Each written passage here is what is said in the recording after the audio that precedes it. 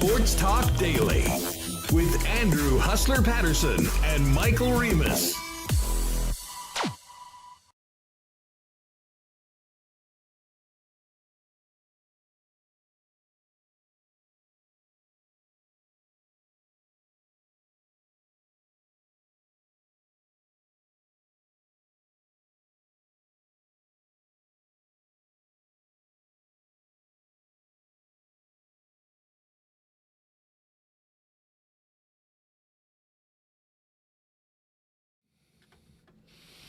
What is up, everybody? Welcome to a big game day edition of Winnipeg Sports Talk Daily.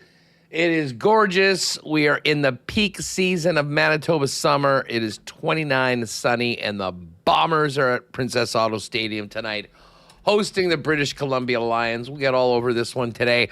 Farhan Lalji, king of the West Coast, is going to join us. We'll get his thoughts on Caden Salter making his CFL first start, as well as the absence of James Butler, how Buck Pearson's feeling these days. We'll get to all of that first up. Mike McIntyre is going to jump onto the program. We'll hit some of the topics in and around the local scene, Jets off season, Mike's thoughts on the Bombers and more. And then we're going to head down to Princess Auto Stadium. Ed Tait from BlueBombers.com is going to jump on and join us as well. Looking forward to that. We've got a great Travel Manitoba segment ahead of the long weekend in the month of August, talking about private camping options. And JBM, Jake Bullen-Moss, is going to join us. I'll put something together for the Bomber game tonight for a little Ride with Huss exclusive. And we'll talk about that a little bit later on. But great to see everybody in the chat right now. Shout out to all of you in listening on the pod. Many of you on your way to the game. Stay hydrated tonight, folks. And a huge thanks to all the sponsors that make WST happen. Of course, our partners at CoolBet. Don't forget, next Wednesday, April 5th, 8 p.m., our final tourney in the WST Summer Series, where we are qualifying the top two from each tourney that'll be playing on the 12th of August for that trip to the CoolBet Open in Estonia. So we'll mark that one down. And don't forget your picks for our free CFL Pick'em over at CoolBet. Ted Lai, 145 points is the leader. Everyone's chasing him to be number one and get that trip to the Grey Cup at the end of the regular season. Also want to thank Princess Auto, Chud's Power Sports, Clean Line, Plumbing, Heating, and Electrical, Manitoba Battery, Aikens Lake, Breezy Bend, Boston Pizza, Royal Sports, Little Brown Jug, Travel Manitoba, the Gold Eyes, Assiniboia Downs, Rollies Transfer, St. Patel Dental Center, and of course we'll get to a why not question of the day for Not Autocorp over at Waverly and McGillivray. Michael Remis, what's going on? Hey, I'm still in awe of that storm last night. I know you're a big weather guy, Huss. I was thinking of you as I was driving through. Shopping carts blowing all over the street. The retreat down trees. Power out. Still out. Power out today. Driving on Jubilee. It was crazy. So, bit of an aftermath. Hopefully everyone's okay. But I was thinking of you during that storm, Huss. Yeah, I was pretty geeked for it. You know, last night I got together with a couple of my buddies and one guy that we hadn't seen for a while, and we went out to Bell's Kitchen. Nice. And got down on the barbecue there.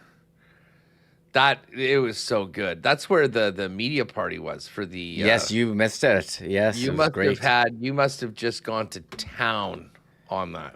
Well, you could order whatever you wanted, so I did that. It was amazing. It was very, very good, and there were people there. Like, I've been to Texas barbecue. I've had all kind of barbecue. This is authentic, legit, and it's not something you can really get in Winnipeg.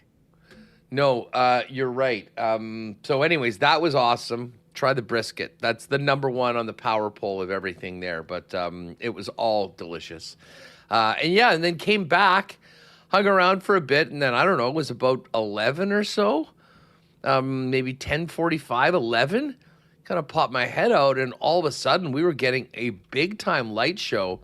And yeah, if you were in the south part of the city, the winds were were wild. I mean, that Oak Bluff area, like the real bottom of the city, got it bad.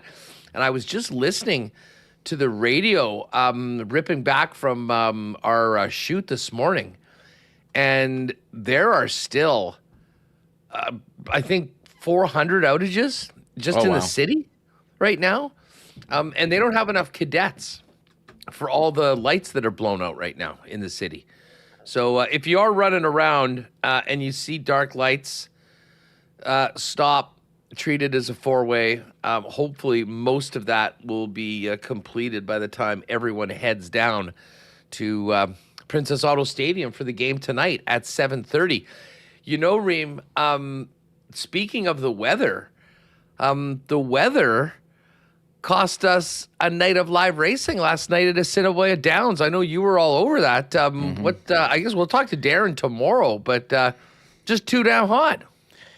Yeah, it was way too hot. So they, live racing, 7:30 is the first one. They eventually delayed it till 9. And I was in the live chat and they said it was, 42 with the Humidex. Way too hot to race horses. A lot of people very upset in the Assiniboia Downs chat. They've got a huge audience for live racing. People want their races at ASD. Yeah, people want it, but it was way too hot, so it was disappointing. All our bets refunded, and now the Derby coming up on Monday. So I thought I was going to take another winner down, but I guess we'll just have to wait another day. Too hot for even the horses. That's how hot it is. It's not quite there right now. We are at 29, and the Humidex is at 36. So, I mean, it is still definitely hot, but not quite the levels that it was yesterday. And that's perfect because this is going to be a packed stadium tonight. There'll be a lot of people out there having fun. What percentage of tonight's fans do you think were smart enough to book tomorrow off and just start August long weekend at 3:30 or 4 whenever they got work off on Thursday? Yeah, I'm sure there's going to be a lot of people phoning in sick, showing up late. The long weekend's coming up. It's a hot one. A lot of people making plans. What a way to kick it off with a Bomber game. Not quite sold out, I don't think, us. They're very, very close. It is 90s night for the Bomber game, where they're giving away sunglasses as well. So a lot of fun. But yes, make sure you're staying hydrated. They do have good water stations all around. We walked in after biking to last game and just immediately filled up at one of those huge things. So doing a good job there at Princess Auto Stadium. Yeah, no doubt. Oh, I see Liz is in the chat. We will tease this, but we had a shoot this morning of a bunch of cool things that the WST team was working on, specifically Miss Hood, who was an incredible captain of the operation. And Reem, I think over the course of the next couple months before we drop the puck on another Jets season, we'll have even more reason for people to make sure they're following at Sports Talk WPG on all of their social media platforms. Yeah, make sure you're following us Instagram for sure, Facebook, closing in on a ton of followers on there. And a lot of our videos lately have dropping Jets or Bombers hot takes, doing pretty well, especially anything Vigo Bjork related. Yeah, we're big in Sweden. Huge in Sweden, in fact. Huge in Sweden, but stay tuned as we got some good, fun stuff coming up for August leading into Jets training camp. So make sure you're following us. If you're not, all links in the description of this video or at winnipegsportstalk.com.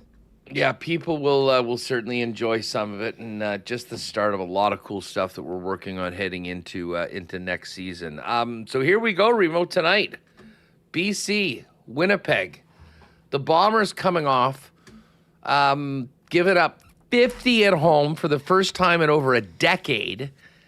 And the BC Lions limp into Winnipeg with one win on the season, a rookie quarterback making his first start, and James Butler, their lead running back, also out. I mean, there's no excuses for the Winnipeg Blue Bombers. I mean, I know Broxton is out. They've got their own challenges right now, but this is a game that the Blue Bombers simply have to have. And I'm sure this feeling is mutual on the other side, despite what Buck Pierce has at his disposal tonight.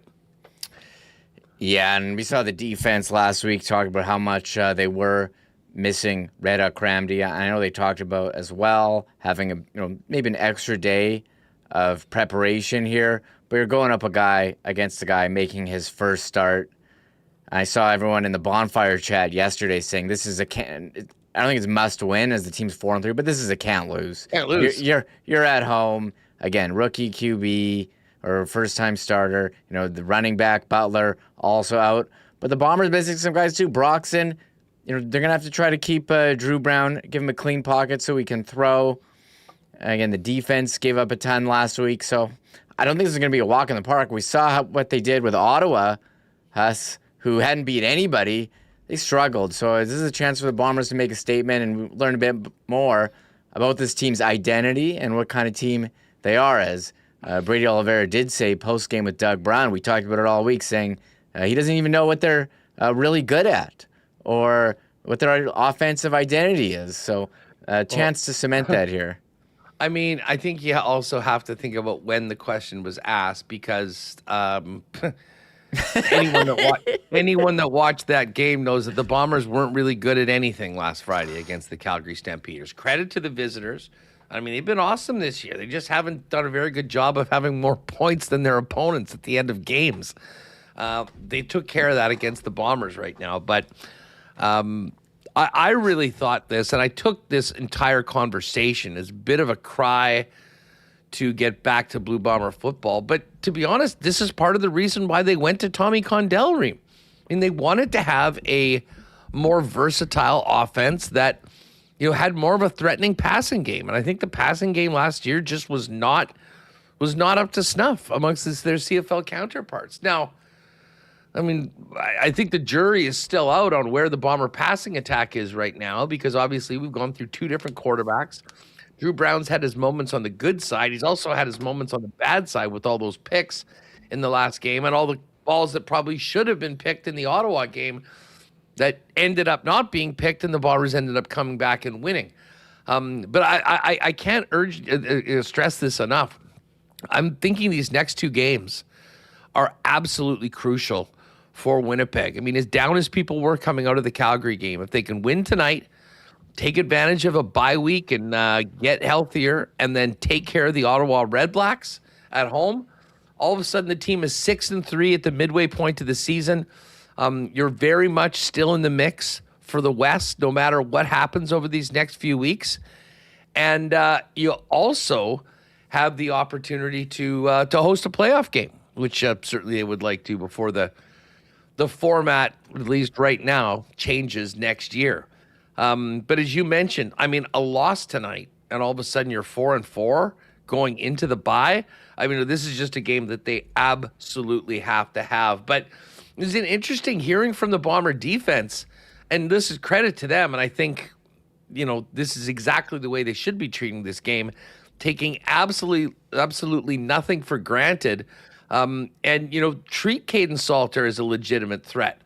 Dietrich Nichols and Willie Jefferson both went out of their way this week to praise his talent and athleticism instead of downplaying him. And Willie and the guys on the line are going to need to be very cognizant of the contain parts of their responsibilities, because Salter, as we've seen through his college career at Liberty and then at the University of Colorado and early on last year, does have some elite mobility. And doesn't matter if you're throwing for 15 yards or running for 15 yards, it still moves the chains and keeps things going in your direction. So this will be maybe obviously it's not going up against Nathan Rourke, but Rourke is another guy that can absolutely beat you with your feet. They're going to need to be on top of that tonight when Salter gets its first start. Yeah, they got to look at him at preseason. He completed 11 of 12 for 123 yards and a touchdown. So they have seen him before, but that he's got legs. He can extend plays and try to make things happen out of the pocket. And you said it, trying to contain. And he got some garbage time, in the game against Toronto last week.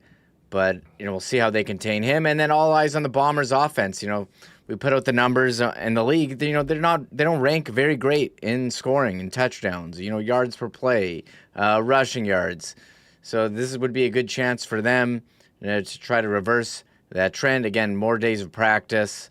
You do missing a Broxton on the O-line, but I'd like to see Drew Brown throw for a couple here, less interceptions, hang on to the ball has been a concern.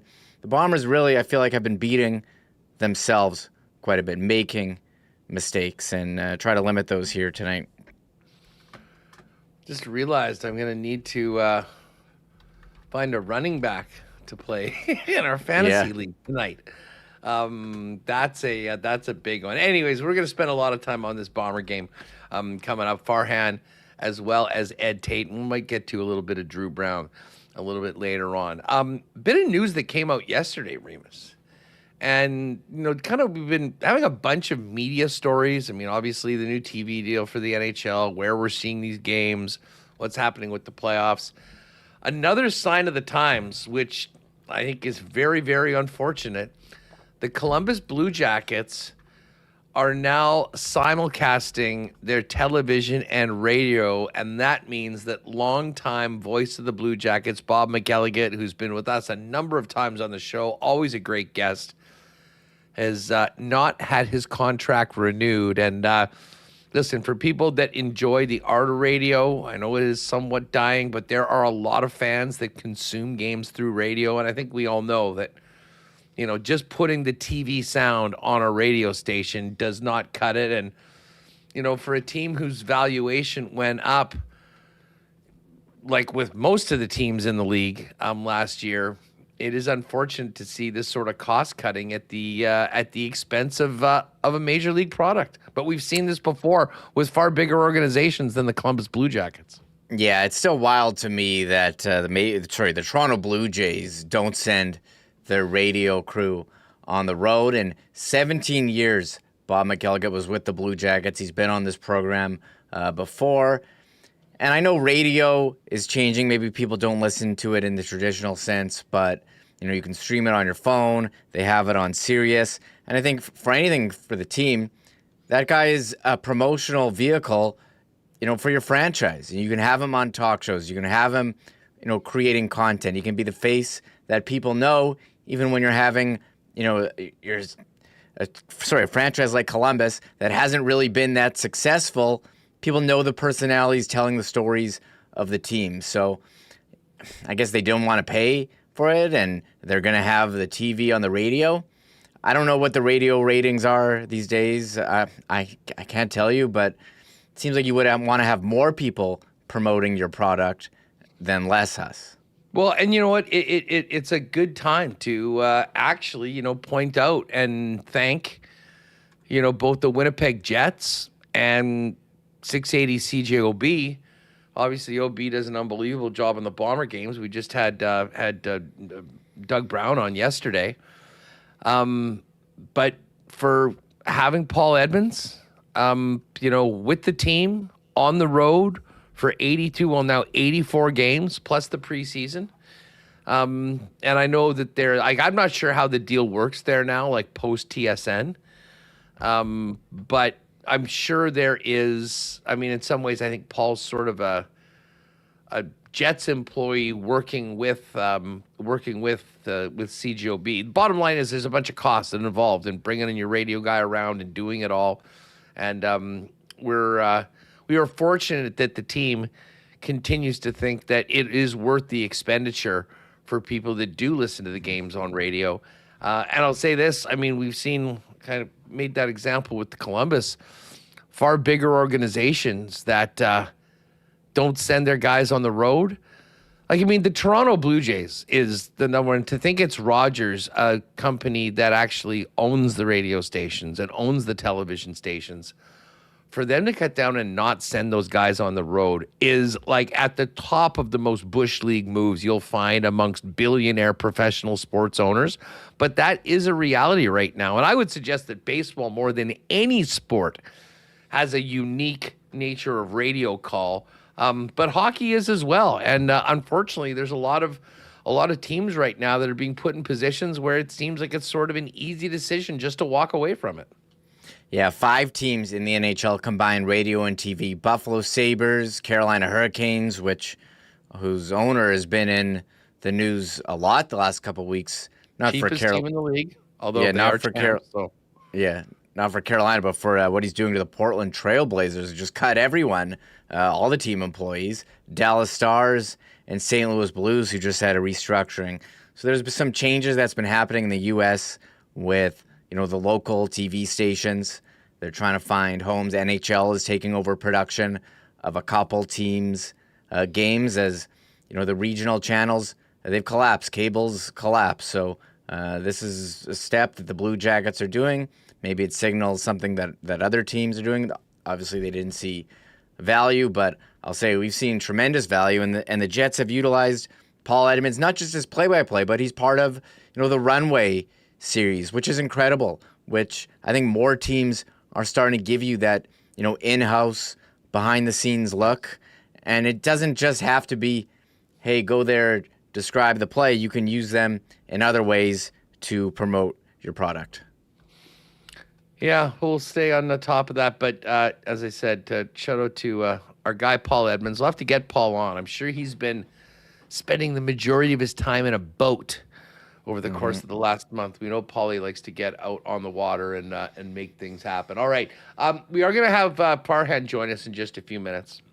So let's get ready for that. Got to thank our friends at Clean Line, Plumbing, Heating, and Electrical. It's only a couple months before we're back diving into the Clean Line lines. Man, the training camp lines will be something I know Remis and Connor will be going nuts over. Where's Viggo Bjork going to be playing? Who are his line mates? It's just around the corner. Of course, Clean Line, great supporter of the Jets, the Winnipeg Blue Bombers, and Winnipeg Sports Talk.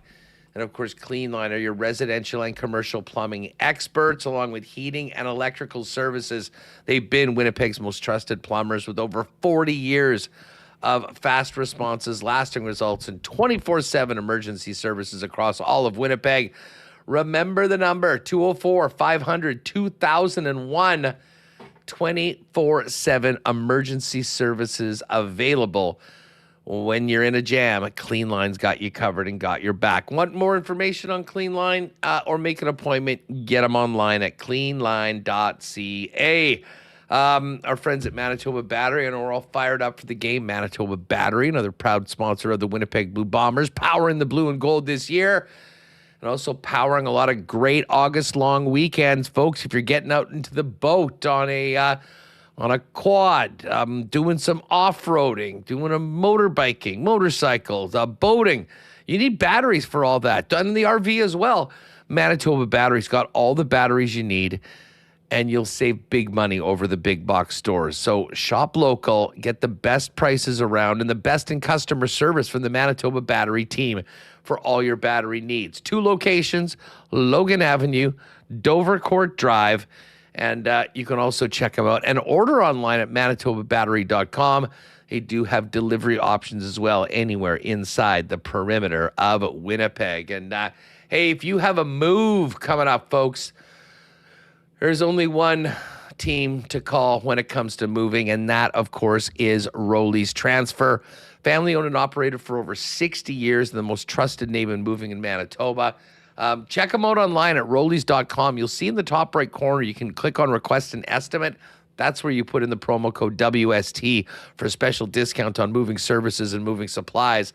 And then simply let them know when and where you're planning on moving and what needs to go. They'll turn around with a great quote and get you locked in for the white glove treatment and service that Roley's have been known for now into their seventh decade. For all your moving needs, make it Roley's the most trusted name in the game. Find out more today online over at Roleys.com.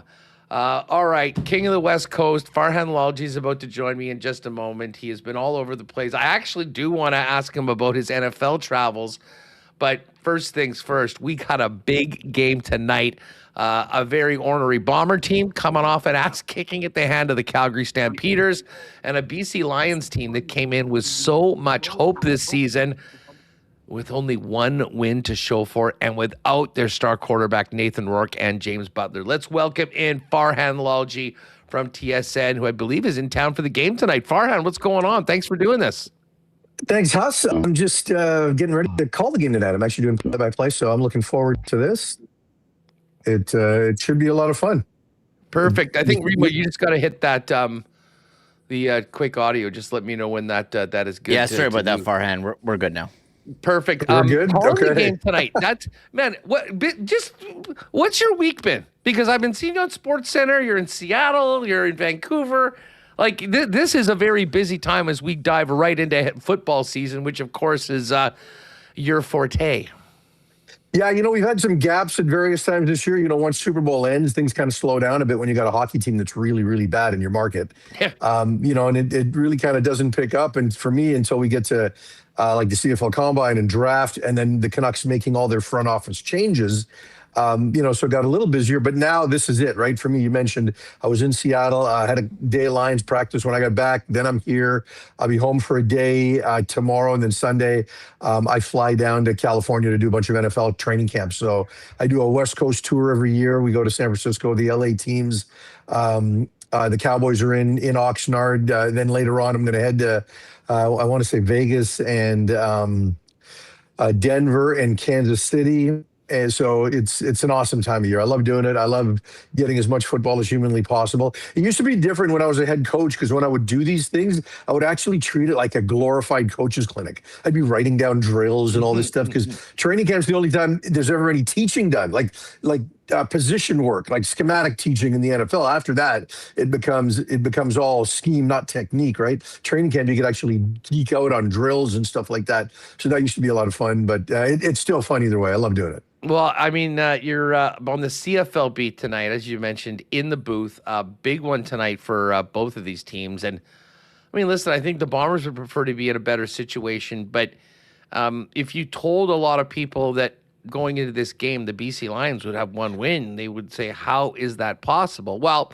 lose Nathan Rourke for a couple games, that's big. But, I mean, we'll get to the way they look and how beat up they are heading into this game, Farhan. But was the World Cup moving them out more challenged than we thought? I mean, how is a team with so much talent coming in with just one win? Yeah, look, I think for me, the World Cup had an impact, but it's not a full-time impact. I think it hurt Toronto more in terms of how it manages their logistics, because they also lost their practice facility, right? Like the Lions were able to have their normal training camp in Kamloops. They still practice all the time in Vancouver. They spent the full week between the Kelowna games in Kelowna, and in a different circumstance, you'd probably view that as an awesome team building opportunity, right? But when you're losing, that becomes harder to do. So I just think two things. For me, it took the defense a couple of games to gel, right? Like the first two games, the defense was all shades of awful, like really, really bad. And the special teams were also really, really bad. And then they made the change at special teams coordinator. The offense or the defense started to get better and, and gain some traction. But then Nathan got hurt, right? And this team's just not equipped to win without him. So I think in the first couple of games, the cynic will say, well, they weren't winning with him, but understand, right? The big question mark coming into this season was the defensive secondary. Like there were huge questions across the board. And I don't know that they've entirely been answered, but I think Mike Benavides has done a pretty good job of recognizing what his team does and doesn't do well. So the D's been really good the last 3 weeks, but now the offense is in a tough space because Nathan's hurt. So it's tough. They've got 15 players that have been on the 6-game injured list.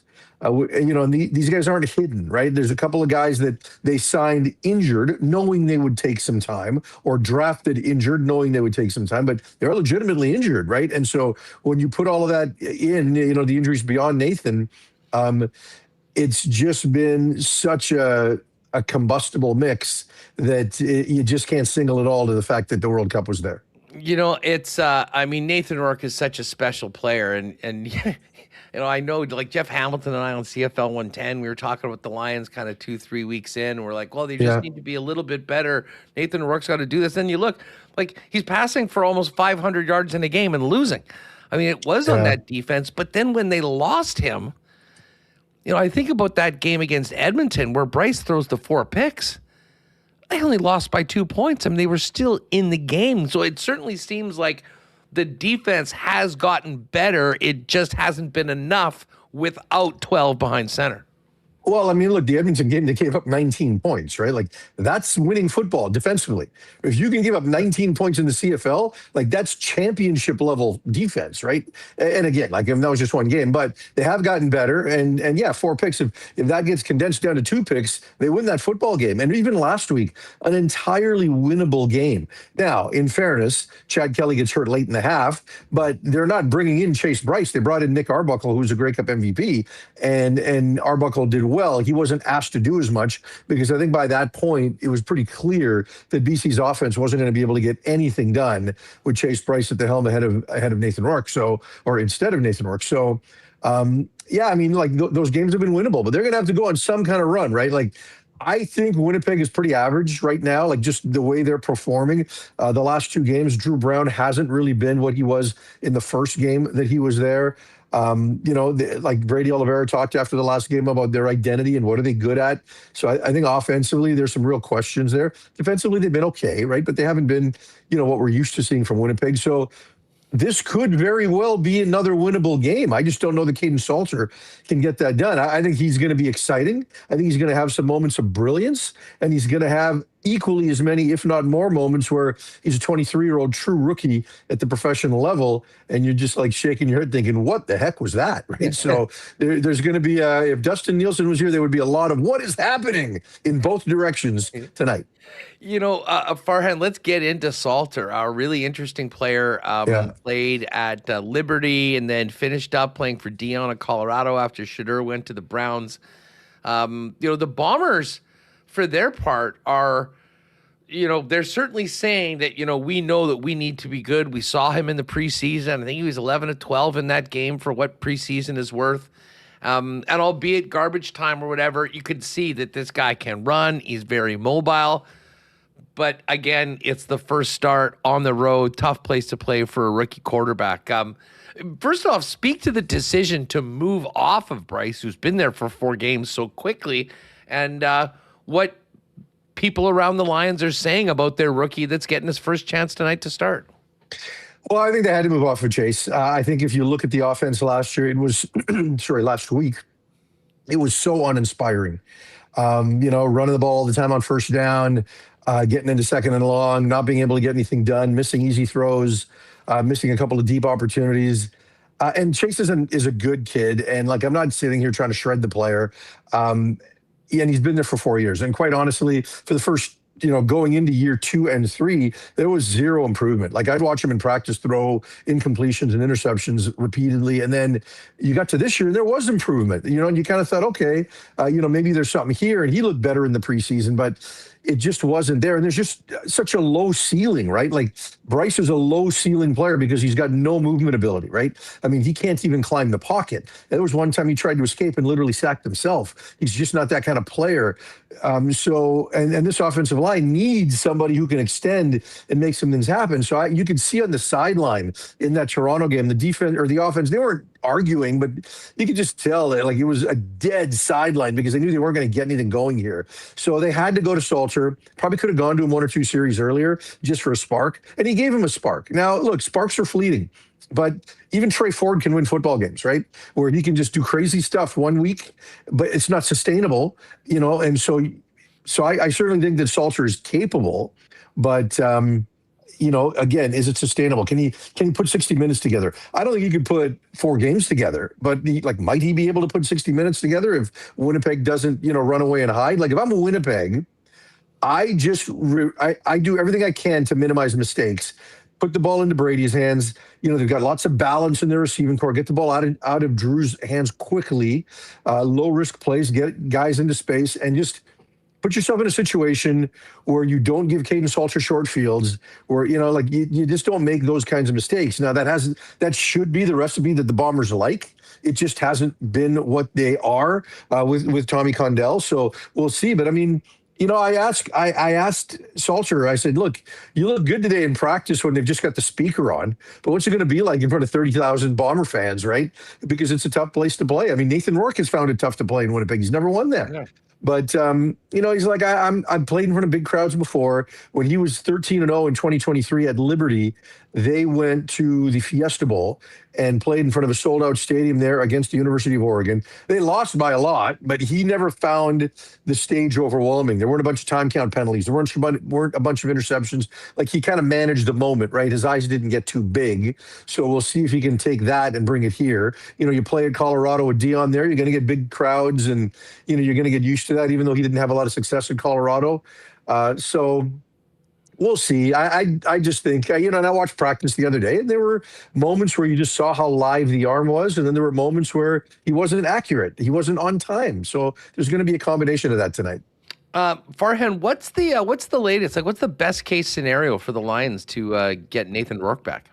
He'll play next week. I fully expect him to play next week. If this was a playoff game, he'd be playing here too. Okay. I watched him throw, not like during practice when the special teams are out there. He's doing a bunch of extra throwing with receivers, and then I watched him throw after practice for like 20 minutes, and he can rip it. The issue is because it's his non-throwing shoulder. It's just, are you strong enough and safe enough that if someone falls on it again, it's not instantly going to slip again?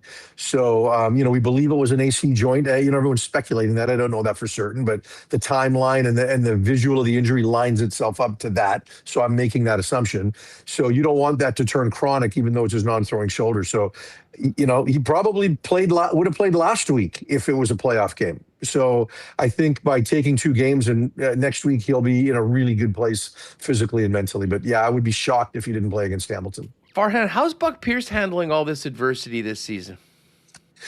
It's a good question. I think the one question with Buck when he took the head coaching job was, can he lead from the front? And I think he showed that. He did a pretty good job last year. They lost Nathan last year, earlier in the season, lost a couple of games because he was out of the lineup, and then he came back and they went on some kind of run. So this is going to be a steeper climb if they can't win this and go to 1-6. But with the D playing the way it is, once Nathan comes back, all things are possible. It is possible that they could do that, even though the West is so tough. And I think Buck's done a pretty good job of keeping the guys in the fight. Like, I go to practice, I mentioned how lifeless the sideline was. When I go to practice, there's energy. They're into it. And I talked to a couple of coaches about how he's handled the adversity. And, they've told me that they thought this week, especially, that he did a fantastic job. At his team meeting yesterday, he did a fantastic job. He is growing into that role and getting better. Farhan Lalji of TSN will have the call tonight for the game. 7:30 start, Princess Auto Stadium. We got a beautiful day for football. Should be another great crowd. And should be a beautiful. You're going to promise me no rain? I heard there could have been thunder showers tonight. That was in the forecast 2 days ago. What?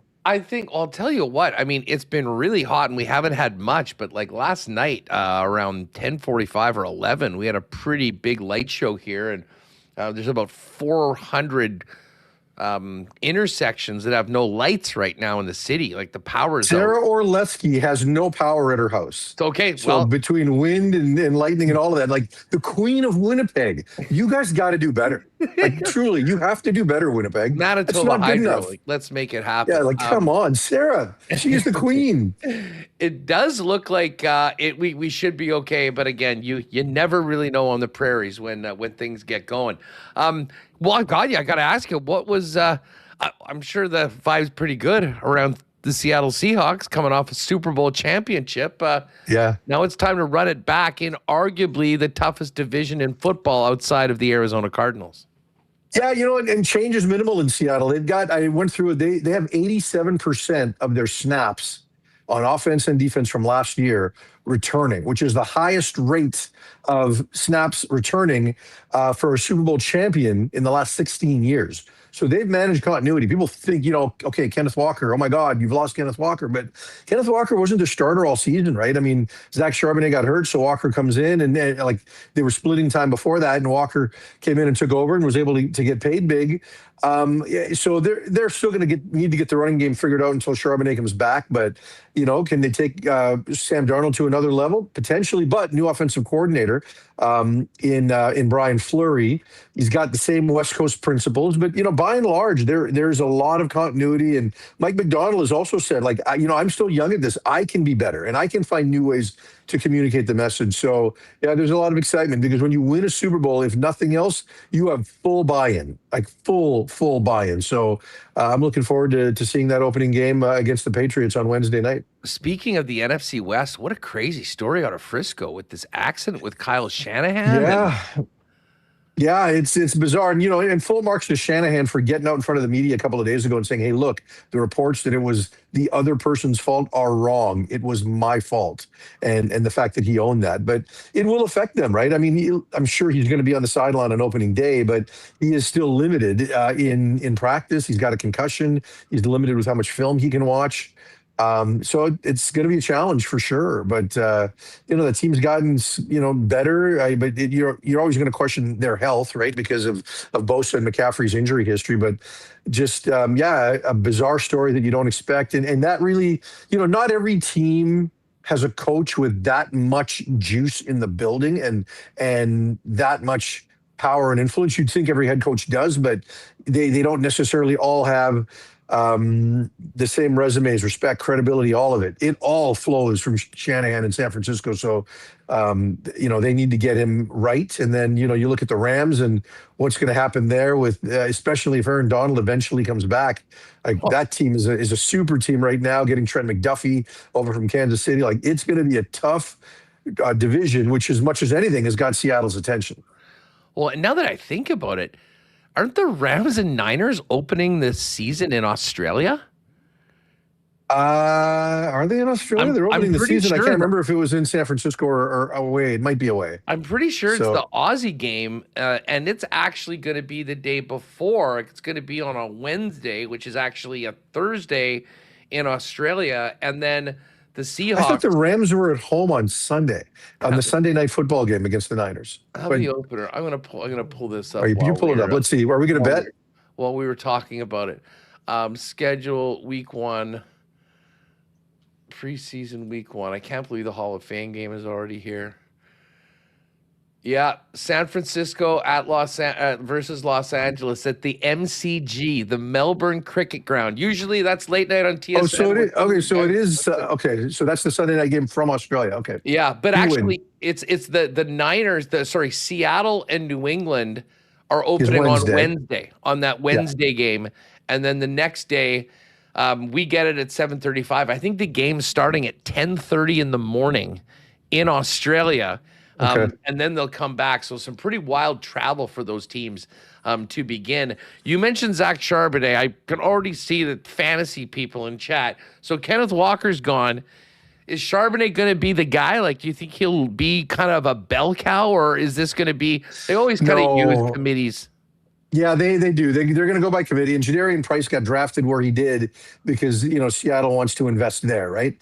Until he gets 4 years into his rookie deal, and then they can move on from him.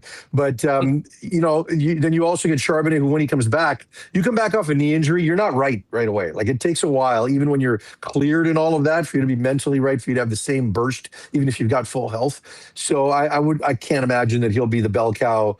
Maybe by the end of the year and you get into the playoffs, at that point he feels good enough. But I think Price is pretty good, and I think they'd be better served just going with both of them all season long. Hey, Farhan, just on the way out, I got to ask you back to the CFL. I mean, main event, Saturday night, Edmonton, finally getting a great crowd, which is amazing for that organization and the league. I'm sure the Riders will be in a surly mood after losing on that 57-yard walk-off and just a classic game last week. Just quick thoughts on the late game in Edmonton, Sask Elks rematch. Yeah, I mean, if you're Cody, you got to be feeling pretty good about 510 passing yards, and I'm getting kind of tired of all the nobody believes in us. Like, I know that's Cody's game, right? And that's just how he functions. Yeah. And it's, F you, just watch, like the whole Montreal thing. The storyline's getting a little tired, to be honest, right? Because I don't think there's a lot of people league-wide that actually think the Elks are are a fluke, right? Like people look at that roster and they think the Elks are pretty good. So I'm glad that the fans are coming back slowly but surely, because Edmonton fans have been treated to some really bad football for the last 5 years. So I want them to buy back in. If you're Saskatchewan, you probably are shaking your head thinking we let Cody Fajardo throw for 510 yards against us in the secondary. And, it's Josh Bell's defense, right? Like he is the play caller, not Corey Mace anymore. Obviously, Mace has a lot of influence, but they're going to be ornery. And I think defensively, the Riders still have some questions to answer. Like they haven't been what they were a year ago. It's still early. So you're going to get a really, really motivated team. You're going to get a lot of Saskatchewan fans that make their way over to Edmonton for that one. So the atmosphere is going to be really, really good. And I can't wait to watch it. Farhan, who's in the booth with you tonight? Mr. Dwayne Ford and the lovely and talented DB Danielle Bain on the sideline. I think she has power in her home. Yes, Danielle has power. Sarah does not. Farhan, thanks so much for the time. Have a great call tonight. The princess of Winnipeg, Danielle Bain, has power while the queen does not. We got to get the queen hooked up. Let's go, Manitoba Hydro. Have a great call tonight, Farhan. Thanks for the time. Thanks for having me. Take care, bud. Enjoy the game. You got it. Farhan Lalji of TSN, play-by-play tonight with Dwayne Ford, Danielle Bain on the sideline. All right, we're going to hook up with Mike McIntyre in just a minute. I was driving. I mentioned we went to Bell's last night for some barbecue. I took my friends that had not yet been to the new Princess Auto on Panet Road right behind it, and I talked about it before, and then they went there, and it was holy bleep. This place, 105,000 square feet waiting for you folks. And you know what they say at Princess Auto? They've got all the tools and equipment that you need to complete everything on your list or start something new. And come hungry and come with plenty of time, because you're going to want to check out everything Princess Auto has to offer at the brand new flagship store at 500 Panet Road. And, of course, we'll see you all tonight at Princess Auto Stadium for the 7:30 kickoff. Bombers and the British Columbia Lions. I know the Derminator and the gang at Chud's Power Sports are ready for August and the long weekend. Folks, if you are looking for the best in new and used motorcycles, ATVs, side-by-sides, golf carts, boats, outboard motors, RVs, and more, get out to Gimli and visit them at the corner of Highway 8 and 231. Incredible pricing, promotions, financing options, and the best, most experienced staff in power sports in Manitoba, period. So get on down to Chud's in Gimli. And in the meantime, when you want to kind of figure out exactly what you're looking for, great promotions and all sorts going on right now at chudspowersports.com for the latest. I know the gang at St. Vital Dental Center hopefully going to be coming into a Victory Friday tomorrow. A lot of Bomber fans at St. Vital DC. Dr. Terry and his great crew. Folks, if you're looking for a dental clinic that has the history of serving generations of Manitobans, with a beautiful new facility at 167 St. Anne's Road with convenient free parking right behind the building, St. Vital Dental Center is the spot. They'll take care of clients from 6 months to 99 plus with the full array of dental services and options, from cleanings and checkups to things like dental implants. Dr. Terry can do it all. Check them out online at St. Vital Dental Center. Make an appointment, and when you pop in, I know you'll enjoy it, but make sure to say hi from the WST crew. And hey, if you're not at the Bomber game tonight, the next best place to be is your local Boston Pizza. Air conditioning, the game on the big screen, sound, great specials, ice cold schooners, world famous BP wings, gourmet pizzas, and more. It is the spot to gather in Winnipeg when you and your friends are getting together for the big game. And hey, if you are staying at home tonight, you can always get the great taste of Boston Pizza by ordering online at bostonpizza.com. Jay's back in action this weekend. That CFL doubleheader on Saturday. BP, always the place to be for the big game. All right, let's bring in Mike McIntyre from the Winnipeg Free Press.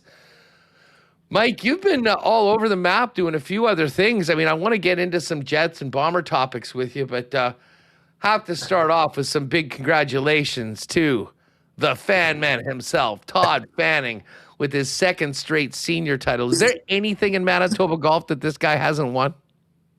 No, I don't think so, Huss. That was his. This is crazy.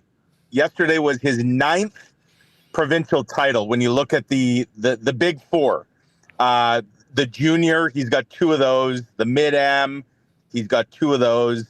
The amateur, he's got 5 of those.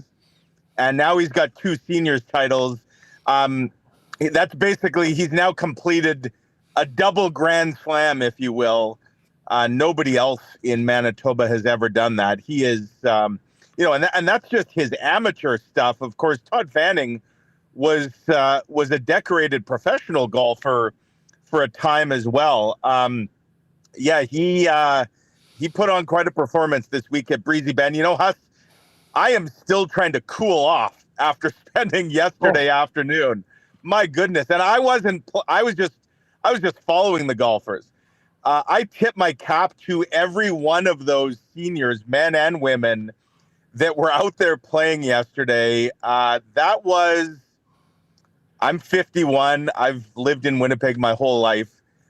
That was as hot an afternoon as I can ever remember, just with the humidity and the lack of wind. And there was some great golf being played despite the less than ideal golfing conditions, at least in my eyes. That's not ideal.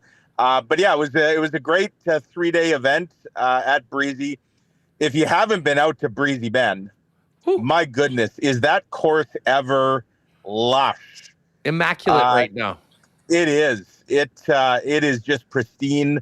I'm going to get out and play it shortly, but not today, but in the near future here. But yeah, great men's event, Todd Fanning, and what a cool story, Huss. I'm pumped to. This will be the prelude into Jets training camp in early September. We've got the Canadian men's seniors, which is being held at Niagara this year, which happens to be the home course of Todd Fanning. And when you talk about what hasn't Todd Fanning done, well, he hasn't won a Canadian seniors, and he's made no bones about it that is something that has very much been on his radar. And if he can bring the type of play, he was 5 under over the last 3 days. If he can play like that at his home course during those 4 days, I think it's September 8th to 11th at Niagara, he will be among the favorites. And I'm looking forward to covering that. That'll be kind of a final golf send-off, if you will, and then we'll have Jets training camp kicking off the following week. And I need to mention Angela Martins as well. A really cool story. She won the women's division. She was the 1999 Manitoba Amateur Women's Champ. She then essentially put competitive golf on pause for nearly a quarter century, Huss, to focus on family. She has a couple kids that were heavily involved in sports, obviously work. This was her return to competitive golf now. Come on. 27 years after winning the Manitoba Amateur. And she returns to win the Manitoba Senior. And she did it in dramatic fashion. She birdied 14, 15, 16, and 17 yesterday and had a 2-stroke lead going into 18, Huss, only to spray her tee shot into the water on the left. No. Make a double, which opened up the door for a playoff, which on the very same hole that she had just doubled. And she parred it and won the playoff. So very dramatic for the Elmhurst Pro. A lot of fun. I love covering these events, Huss. They might not get the same clicks and eyeballs as the pros, but it's fun to hang around with, with some humble, happy you're there to be giving them some coverage and really talented folks. So it was a lot of fun. No, it's a great point. And, the fact that the ladies had to play extra holes in that heat, you want to talk about earning it. And yes. A shout out to Jay Doyle as well, who came in second, also from Niagara. I'm sure he'll be in that Canadian senior.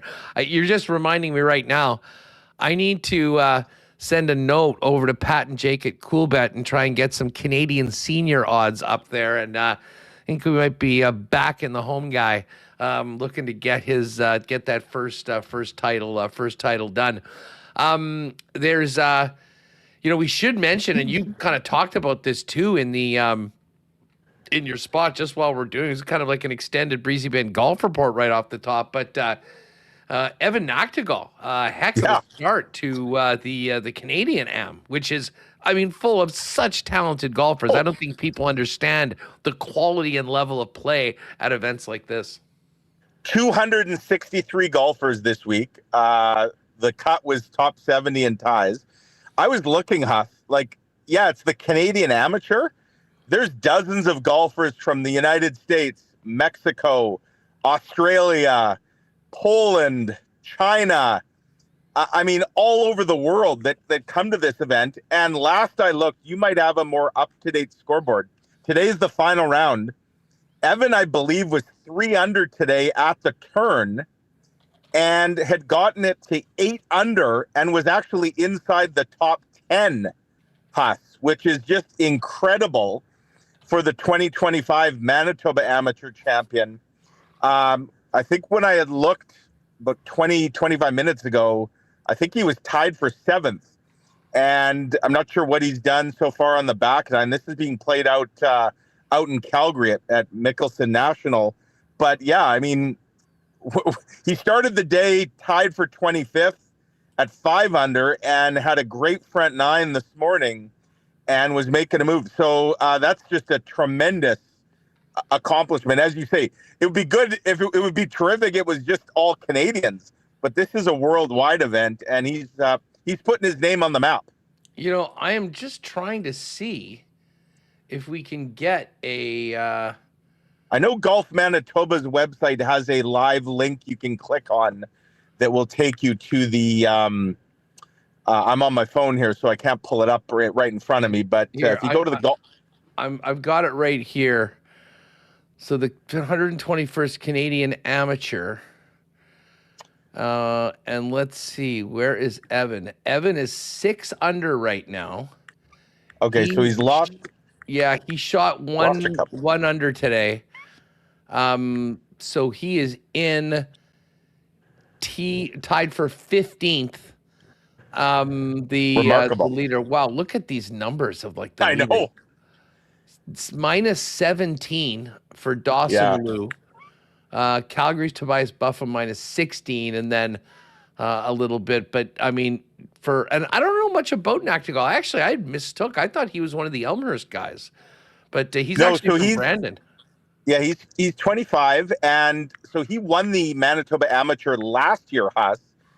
He finished 4th this year, and he's not part of the Team Manitoba contingent this year because only the top 3 got team status, but he still qualified to go over there. And he's actually there were 7 Manitobans in the field this week.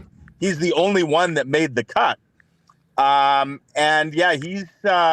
So he won the Manitoba Am last year. He played in the Manitoba Open last year as a sponsor's exemption. If you recall, though, this is going back to Breezy Bend, the weather took a bit of a turn last year, and the Manitoba Open, unfortunately, was hampered by some major rain last year. So he didn't get the full Manitoba Open experience a year ago. But yeah, he's certainly one to watch. Evan is, he's 25, and he's a bit of a late bloomer. But this performance this week at the Canadian Am, I suspect is going to open some eyes and maybe some doors for him, which is great to see.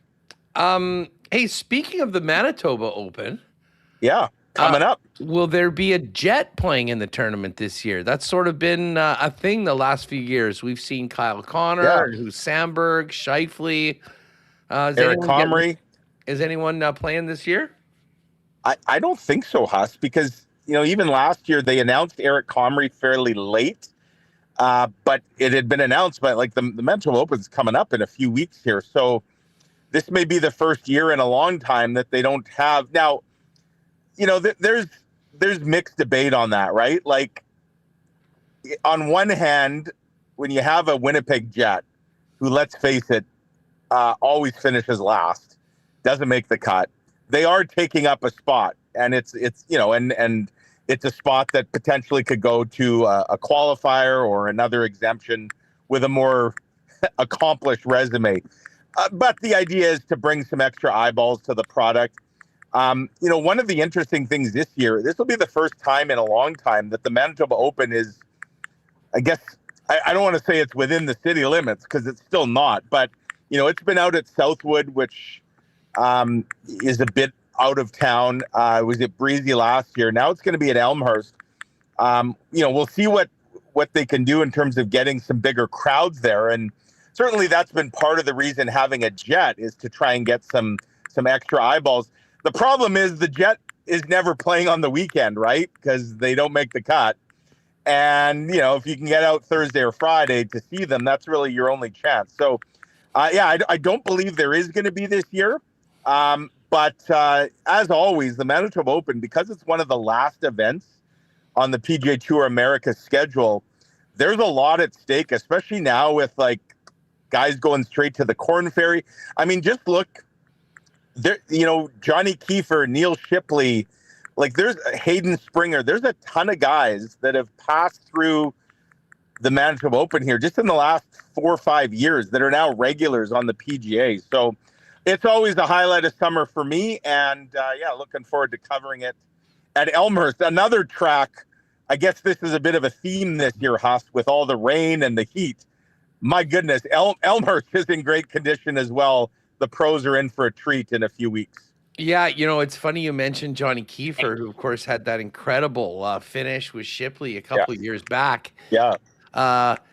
I always hit him on long shot wagers, long shots. He's 80-1 for the Rocket Classic this week, and he's in the top 10 right now. He is, yeah. Tied with Xander Schauffele. So he's turned out pretty good. And there's Shipley. Shipley's just one shot back in T17. So it does give you a pretty good idea that you get out there, you might not know the names now, but grab a program, pay attention to the leaderboard, check these guys out.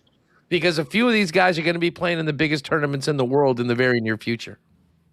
Oh, no question. And, some of these guys have already teed it up at majors.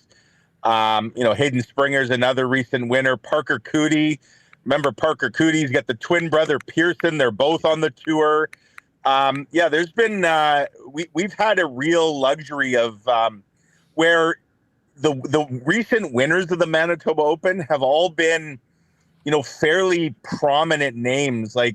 There hasn't really been an obscure winner where you go on to say 5 years later, whatever happened to that guy? That was his career highlight. Well, no, in a lot of ways. And I think that part of that is where the Manitoba Open is scheduled because it's late in the season and guys know the way the point system is structured and to take that next step.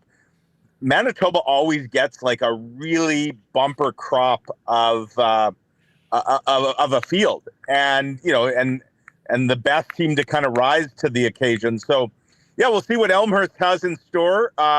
Let's hope we don't get a repeat of last year where we got those torrential, biblical, build the ark style rains for a few days that pretty much washed. The thing was about that last year is that it was bone dry. We didn't have much rain at all, and then boom, the night before the tournament, it just came out. And this year has been a little different. We have had some big time storms, and anyways, fingers crossed. I did have a couple friends that played Elmhurst last week.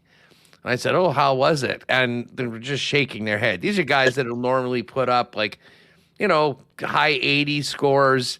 Yep. 103. Well, it is. It's not maybe the track that you played in May. Let's just say that.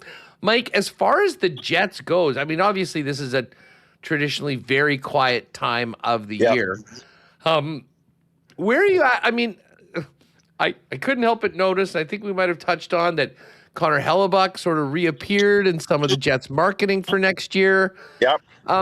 At this point, do you think things will really be re-engaged regarding Hellebuck beforehand, or are we destined to sort of get into training camp, have an awkward press conference or two, and then just go about business until there is maybe an injury or something that ignites talks? No, I think there's going to be activity is going to pick up, once we get past August long here. And, flip the calendar to August, and especially with the slightly earlier start to the season this year. Now, it is interesting, isn't it, that as you mentioned, that he's reappeared all of a sudden in some of the promotional material. There was Connor Hellebuyck back in Winnipeg a couple weekends ago for Adam Lowry's wedding. So certainly, and based on Connor Hellebuyck's comments, maybe after the season last year, there may have been some that wondered, oh, geez, is he?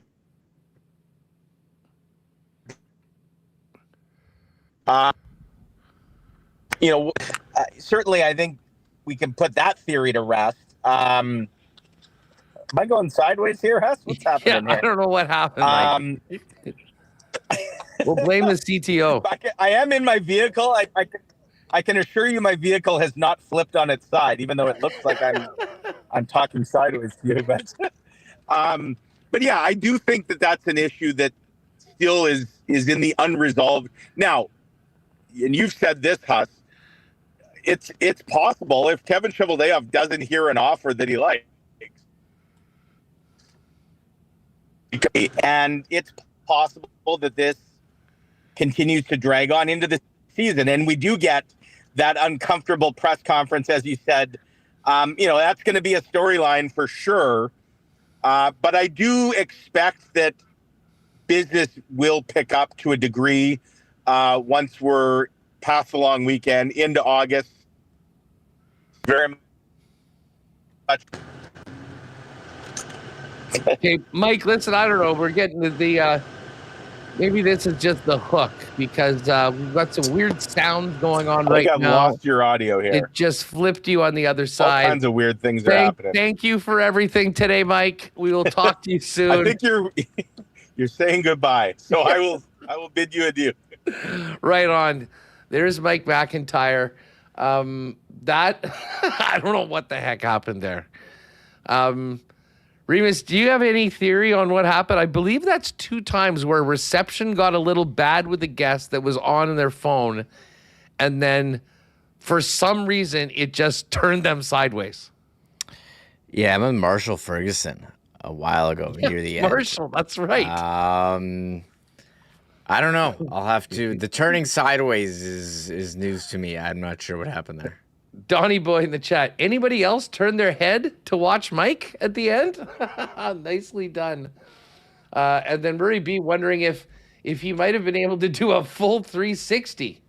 That did not happen. If you're listening on the podcast, we just had a very, very strange technical thing. We're going to get Ed Tait ready to get in here right away. Hey, folks, if you're heading to the Bomber game and you realize I don't have my proper blue attire for the game, get down to Royal Sports. This is where I got this beauty. Although it is long sleeve, I made the very bad mistake of wearing it to the Edmonton game, and it was way too hot. I think I'll be going short sleeves tonight, but they've got so much: jerseys, T-shirts, hats, hoodies, Q-zips, and more. Tons of Jets gear, including Vigo Bjork jerseys. If you want to get one of those before all your friends, the new NFL gear is coming in by the day.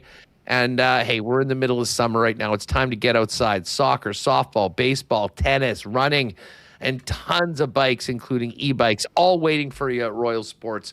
Winnipeg Sports Superstore for over 50 years, 750 Pembina Highway. Make sure to follow them on Instagram for the latest merchandise drops and sale information over at Royal Sports Winnipeg. We talked to Andrew Collier yesterday. Tomorrow night, the Fish kick off 6 games in 7 days, and tomorrow's going to be a fun one. It is the alternate identity Manitoba Mosquitoes night. They'll be wearing the Mosquitoes jerseys and hats. A limited amount of merchandise will be available. I'd suggest you get there early if you want to get your best choice of that. Game starts at 7. There will be fireworks afterwards. And then they're playing again Saturday at 6, Sunday with the family day at 1 o'clock p.m., off on holiday Monday, and then back for 3 more, including a doubleheader on Toonie Tuesday on Tuesday at the ballpark. Goldeyes.com/tickets for more on that. Do want to thank our friends at Assiniboia Downs for their support of WST. Unfortunately, due to the heat, they were not able to race last night.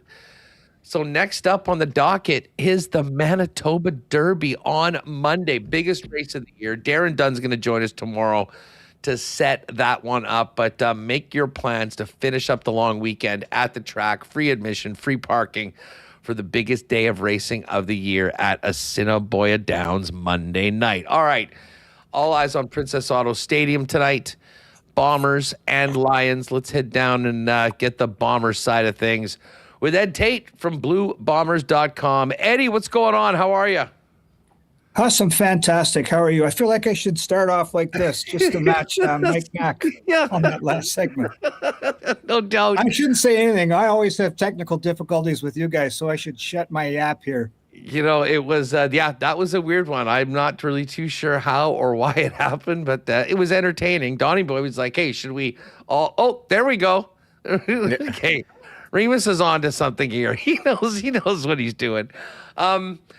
Ed, I mean, listen, the Bomber conversations coming out of Friday's game were, they were the second best team in all aspects of the game: offense, defense, special teams, and it all contributed to the first 50 burger by a visitor in over a decade. How would you describe just sort of the mood around the team in another relatively short week before kicking off tonight? I could say it's a bit cranky. I think they think what we've seen is correctable. I get a little bit concerned when I hear that, because I thought the last week's performance was really disappointing, Huss, on so many levels. You talked about it. You know, the coaches always want a 3-phase win. I've been saying that was a 3-phase loss, and it was just ugly how many mistakes there were. You know, if you lose a game, on a last-second field goal, or you've played okay, that's one thing. But to get kind of thoroughly beaten the way they did, that's concerning to me. The busts on defense, the questionable stuff that happened on offense, the turnovers, the interceptions, and then to give up the long missed field goal return for a touchdown. The special teams has been pretty good so far this year, but that one big mistake. So that's what jumps out to me, is that how glaring the errors were. You know, it's not like they gave up an 11-play drive that's capped by a 1-yard run. There were busts on defense. There were 4 interceptions. Again, it was just pretty ugly. So, I'm hopeful that we see the real Blue Bombers here. I've been saying for a while, I think their ceiling is way up here, but a couple more performances like that, and I'll have to be recalibrating what I think about this team, because I still think there's a lot there. When I look at this depth chart, I still think there's a lot there, but saying it and doing it are two different things entirely. There's been a lot of talk about the Bomber identity. I mean, Brady spoke about it afterwards and sort of said, like, what are we good at? What are we going through? I mean, I know what he believes that they're good at. And that's giving him the football and running it down the other team's throat.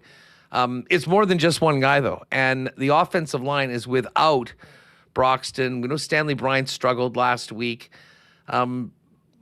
Just thoughts on, Vanterpool, first of all, getting the start, the challenge on his plate, knowing that Matthew Betts is on the other side of things.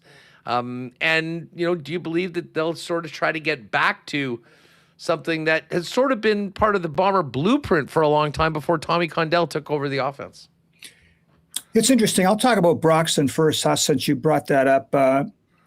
That's a big signing that they had in the offseason. So for him not to be in the lineup, it impacts things. They really do like Micah Vanterpool, though. He's been around for a couple of years, started some games last year at both left guard and left tackle. So he goes to the other side. I think it's an important game for him because he's probably auditioning for, something beyond just this week. This whole identity thing is interesting because Brady brought it up, and it's fair comment because, he scores the longest touchdown, or the longest run of his career is a touchdown near the end of the third quarter, and he doesn't get the ball again until there's a minute left in the game. And that touchdown had pulled them within 8. So there's a lot of questions about his usage or lack of usage in the fourth quarter. The identity thing is weird because I understand it. The Bombers have been big on bully ball, and kind of dominating up front and riding that offensive line and Brady to so much success over the last few years. But then there's so much that leads into that being questioned again, because they've fallen behind in so many games. In 6 of their 7 games this year, they've been behind at halftime. So that can take you out of the ground game. They've turned the ball over way too much. They've been a minus in every one of their home games this year. That's not good enough. The interceptions hurt.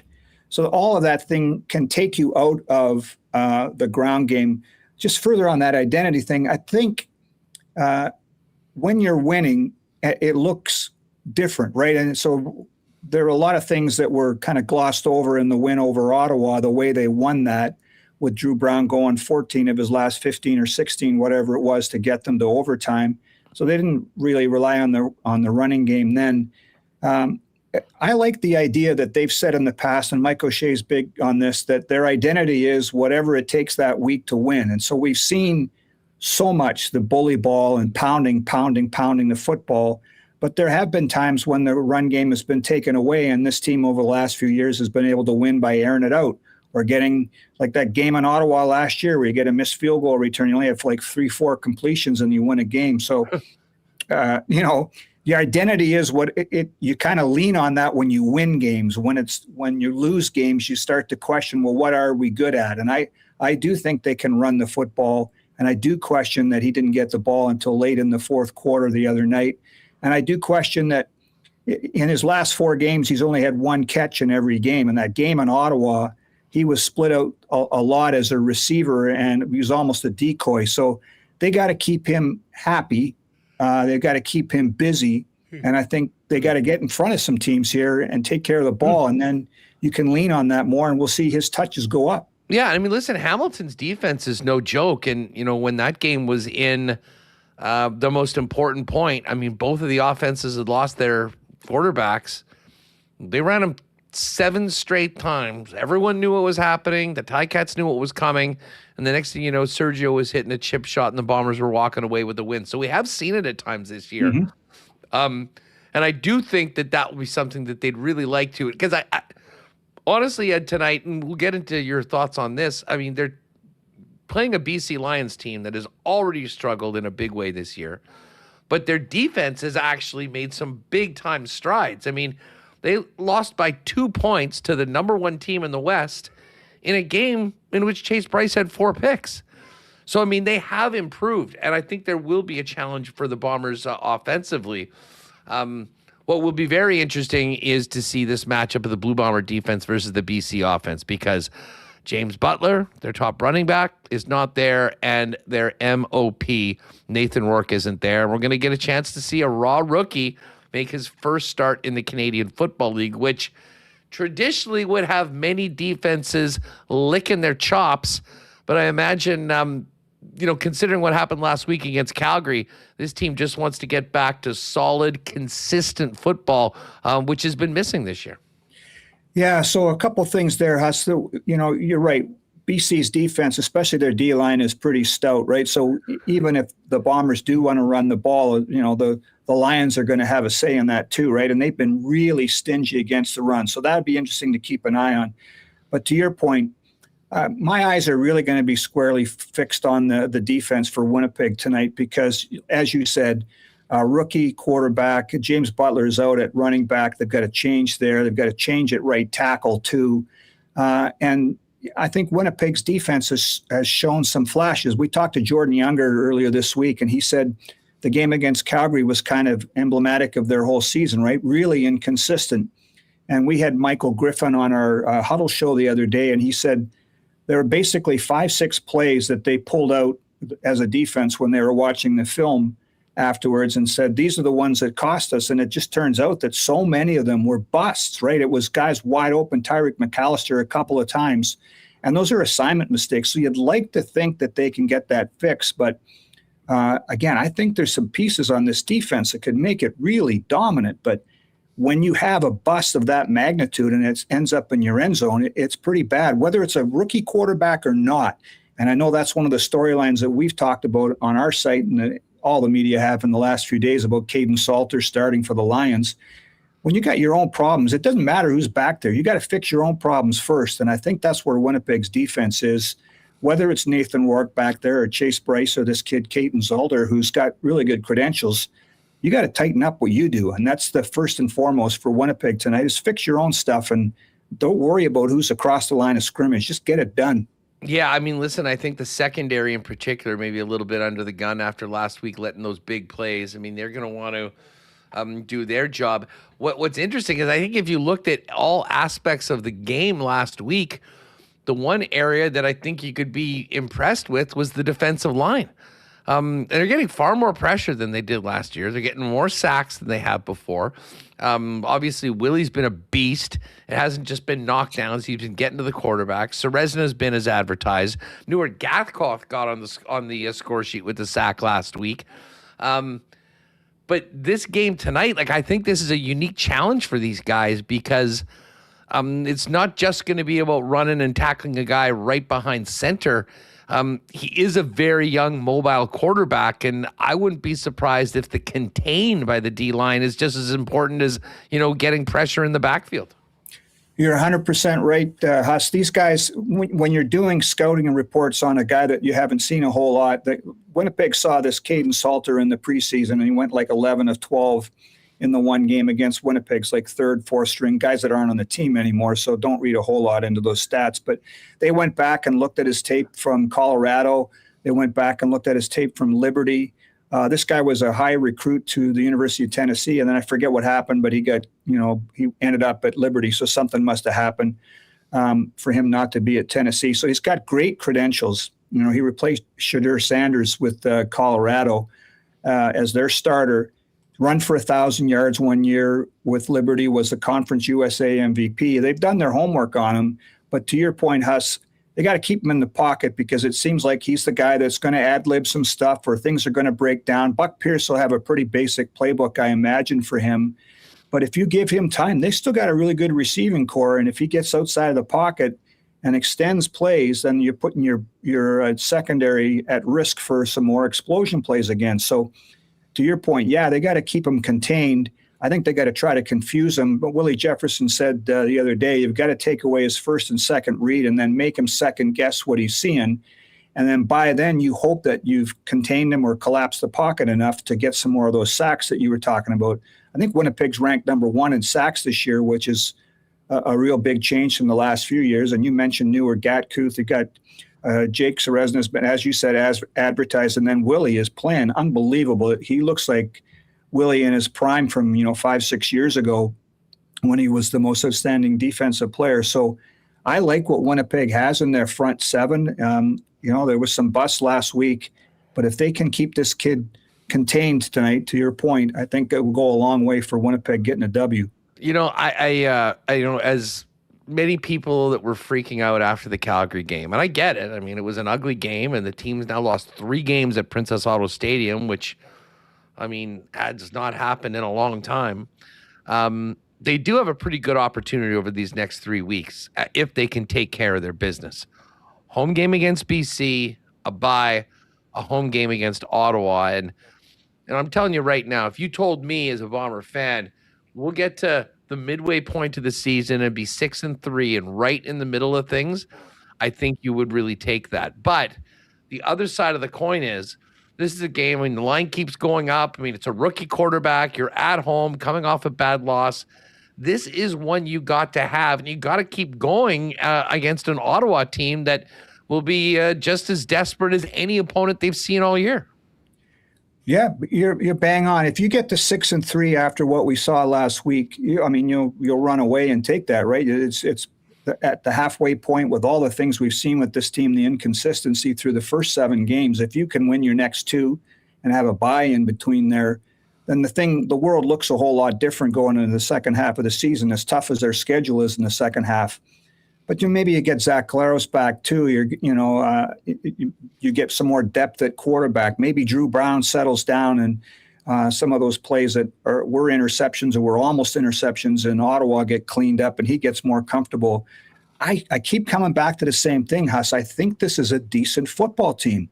Right now, they really are a middle of the pack football team, and if they lose tonight with all the changes the BC Lions have, then you have to put them lower in the middle of the pack, right? There's some serious questions would arise. So I know that they're still positive in that room down the hall from me, and that they think that the ceiling is still really high. But again, they got to get it done. And this is a glorious opportunity tonight. You get a break next week, and you come back against an Ottawa team that's winless going into this week, but gave you everything they had a couple weeks ago.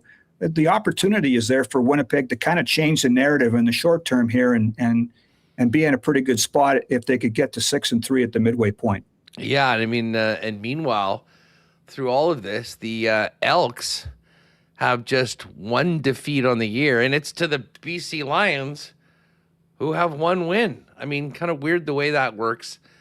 What a scene we're going to have at Commonwealth on Saturday night. I mean, that game last week, we've been talking about it for over a week. I mean, an absolute CFL classic, back and forth, had everything, a 57-yard walk-off field goal to win for the Elks on the road.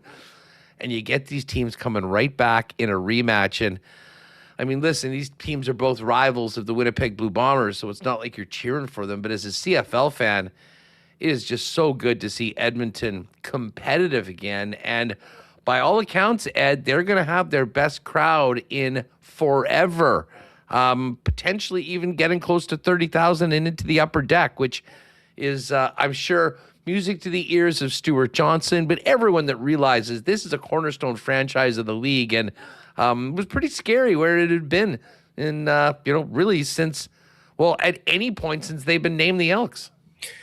It's a good point, Huss. I think you and I have talked about this over the last few years. It's been kind of sad going up to Edmonton and cover a Bomber game there. Last year, I think it was Taylor Allen from the Free Press and I were the only sort of media people in the press box. There's been an indifference to that team and that franchise for the last little while in Edmonton. So if they can get that crowd to 30,000, it's great for the league. Rivalry aside and all that stuff, the CFL needs a healthy Edmonton franchise, and they used to forever lead the league in attendance, and to see it fall as badly as it had over the last few years is pretty disappointing. That game last week was epic, and I watched that game, and you think if Blanchard doesn't hit that bomb at the end of the game, you're thinking Cody Fajaro threw for 500 yards and Edmonton was that close to losing the game. That's crazy. And if you think back to a couple weeks ago, you mentioned wearing that hoodie at that hot game against Edmonton here in Winnipeg. If Winnipeg takes care of the football in that game, they have every chance to beat the Elks that night. So I still think that this West Division is going to be tightly contested right to the end. And if Saskatchewan goes in there and knocks them off this week, it kind of pulls the pack closer again, and Winnipeg can get a win. So it's been crazy, and I love every second of it. The games this year, by and large, have been outstanding, been entertaining. Scoring is up. It's been really fun. But I would put that game last week between Edmonton and Sask into my top 25 maybe of all the CFL games I've ever seen, because it was that good. No, it certainly was. And I'm sure the rematch in the main event this week will be another beauty on Saturday night. Ed, it is 90s night at the game. Will you be wearing like some sort of a Zubaz outfit or something? What have you got planned? They when we did our huddle show the other day, they gave me this kind of neon shirt with all kinds of stuff all over it, and I had this. They're giving out 25,000 sunglasses that have green on the side and red and yellow, and supposed to be 1990s colors or whatever. Cal Murphy's getting added to the Ring of Honor at halftime. There's a lot going on tonight. Adam Bighill's being honored. I don't have any Zubaz. Zubaz was a big thing in the 90s, right? Zubaz, and it still is in Buffalo. It is, yeah. For I had some some reason. of those. I had some of those.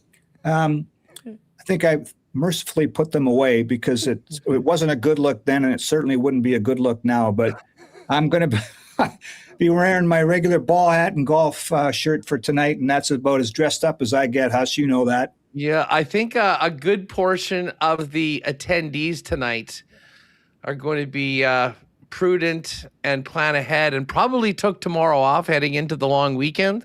So I'm expecting an amazing crowd. But there will be people working tomorrow. They'll be around, and I know you guys will be. Fill people in on what they can look forward to right now ahead of the game, but as well as after at bluebombers.com from you and the squad. Yeah, the people that are smarter than me on the content side, Huss, have been saying we got to push more. We got a new app. It looks really good. So, and we got a lot of contests and stuff on there. You can get notifications about when our shows are coming on. We got the Huddle and our podcast. Lots of good stories on the site. Lots of videos on our YouTube page. So check all that stuff out. We got it covered. And then the Bombers going into a bye week. I'll try to make up some stuff for next week just to keep the site interesting, or try to. And then we come back, and as you said, we've got Ottawa after that. And boy, so get through tonight, get the win, and then if you can take care of Ottawa and you get to 6-3 with all the ups and downs we've seen through the first part of this season, if they get to that, I think a lot of people would sign off on it. Well, and not to get too far ahead of ourselves, but you know what's after the Ottawa game? Trip to Edmonton and the Elks on, I believe, the 21st of August. So that could make that game even bigger. Eddie, thanks so much for the time, pal. Looking forward to another steamy one tonight. Crowd will be great. Hopefully we'll see the home team perform the way they need to and get a win, and it'll be all good vibes going into the bye week. That'd be awesome. You got to get back to protecting your own neighborhood, right? So got to make Winnipeg and the football. Yeah, exactly. I like it. I'm stealing that, Huss.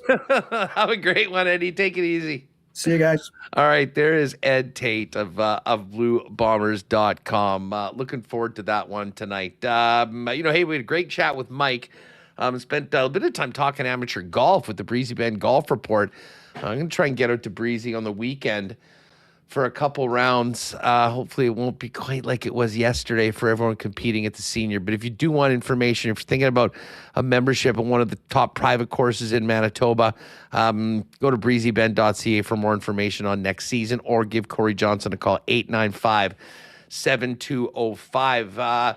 It's also a great time to get out on the water and go fishing. I know they've had an unbelievable return to work at Aikens Lake after pretty miserable year last year that cost them a bunch of time due to the fires around.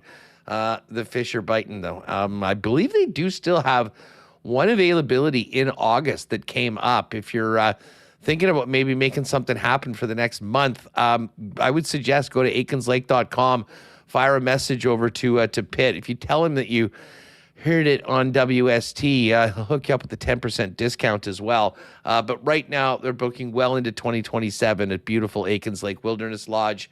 You can be on the water in less than 2 hours from city of Winnipeg, and as great as the world-class fishing is, it is the hospitality that makes the Aikens experience a cut above. Aikens at Aikens Lake on all the social channels, and aikenslake.com for more information on availability for the remainder of 2026 and booking well into 2027. Now, Jake is going to join us. I'm going to cook something up for the Bomber game tonight on our Cool Bet lines. But coming up in just a minute, we are going to, ahead of the August long weekend, do another one of our Travel Manitoba segments and head out and find out more about what is happening at Lilac Resort, which is a really cool place. I went there once and was absolutely blown away. But before we get to that, let's give a big cheers to our friends at Winnipeg's favorite local brewery, just in time for the August long weekend, the gang at Little Brown Jug. You train day in and day out, learning new techniques, approaching new concepts, and living out the thrill of achieving your goals. Building a craft beer is no different. While you spend your hours on the ice, we spend ours here, brewing our trademark beer. Again, and again. Here's to pushing the status quo and challenging ourselves to build something memorable. 1919 by Little Brown Jug.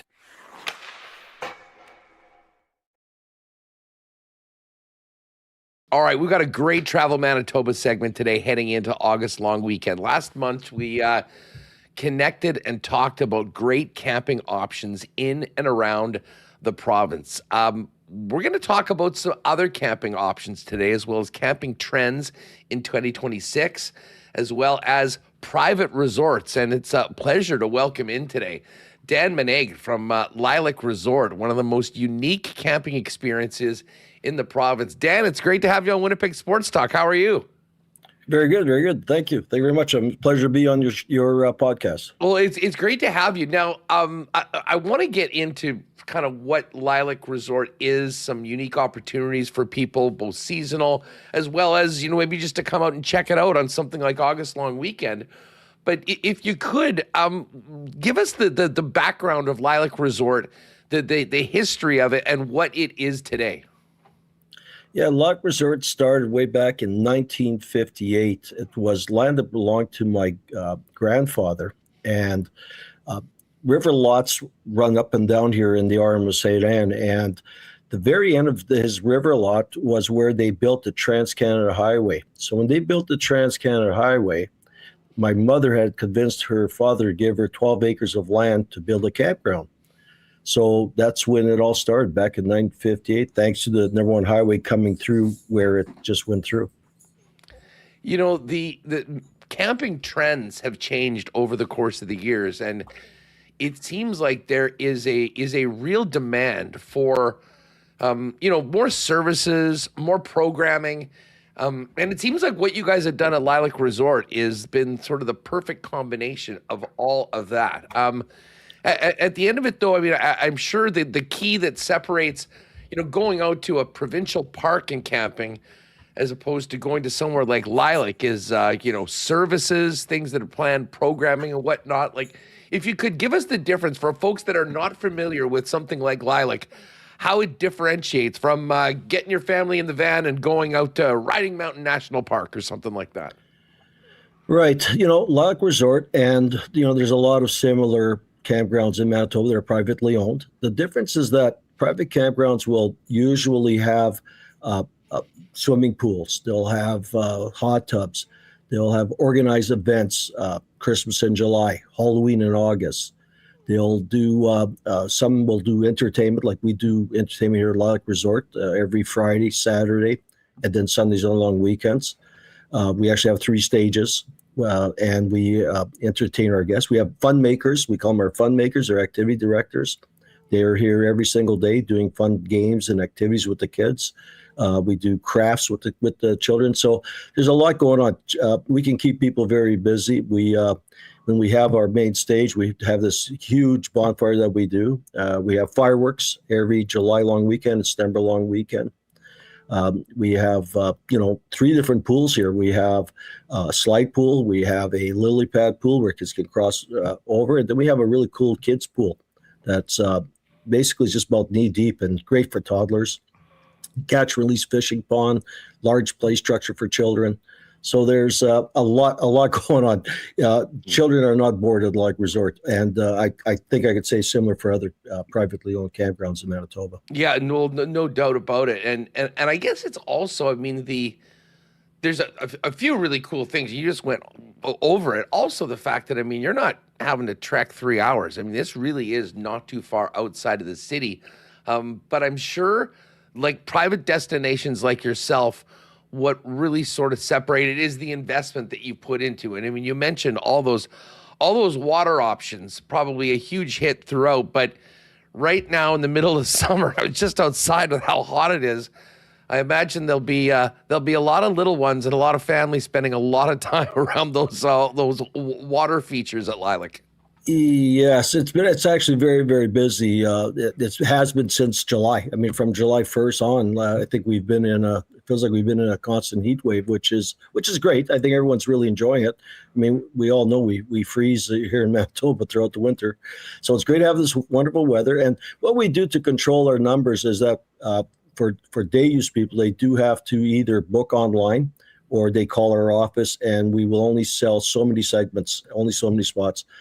We want to make sure that we don't overcrowd. We want people to be, sliding, going down water slides and not standing in line as much as possible. And we want to make sure that our lifeguards have a capacity that they can safely monitor. You mentioned the options. Like, give us a breakdown of Lilac. There are some people, I'm sure, that are there the entire summer that have seasonal sites. Right. And then you've got other options where people can maybe go out with their family for a week or 2 weeks, and then we can maybe get into just people, hey, I'm just hearing this right now, I'd love to come check it out. How do they get out there for a day, say maybe on the weekend, and check out the park when it's hot and everyone's off work? Right. So we have 325 sites, total sites. 246 of those are seasonal. And the seasonal camping, basically what we have here, and not just Lilac, but in the private sector, is you don't have to worry about having to go to a lottery every year. You get to keep the same site year after year. And here, like, we allow them to develop, fix their site up. They can add decks, sheds. And in the event, if ever they wanted to leave, we give them the option to be able to sell all those items on the site so they can get a return on their investment.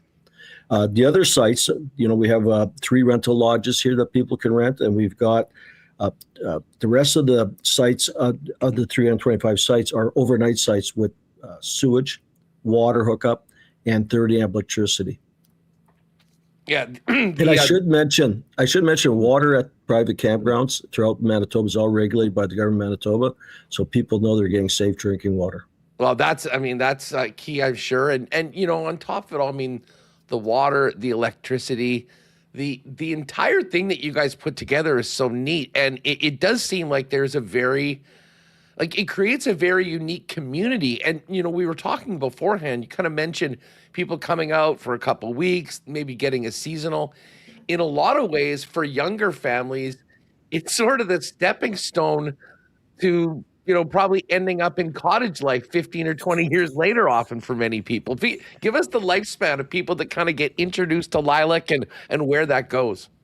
Well, Lilac's been around for a long, long time, right? We're getting close to our 75th anniversary, but I've had guests that have been here for over 50 years. Like, they've been here for a long time.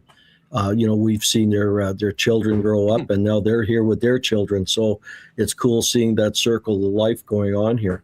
But then there's other people that'll come in. This is a stepping stone, like you mentioned, for cottage life. They'll come in here. They'll be here for about 5-6 years. And then when their finances have them in a position where they can purchase a cottage, and we see people move on, which is fine. It's great having, we've got wonderful guests here. I love them all, but every now and then they got to move on, and it's always a new person comes in. So you get that constant circle. And what I'm seeing now is I'm seeing a lot of people buying that had a cottage, and they're buying this Lilac because they're finding their kids and grandchildren don't visit them way out the cottage. So this is closer. They see them far more often. So they really, they find that they're using their campsite here at Lilac more than they were using their cottage. So it goes the other way around too. Sometimes you get people that have cottages and they end up going back to, seasonal camping. Well, to be honest, I have a feeling that you probably get this all the time. People come out and check it out for the first time and are amazed at everything that you guys have put together that is available at private campgrounds. What's involved? Like, for folks, I imagine there's probably a bunch of people that are sitting there going, oh my God, it's going to be 31 on the weekend. What the heck are we going to do?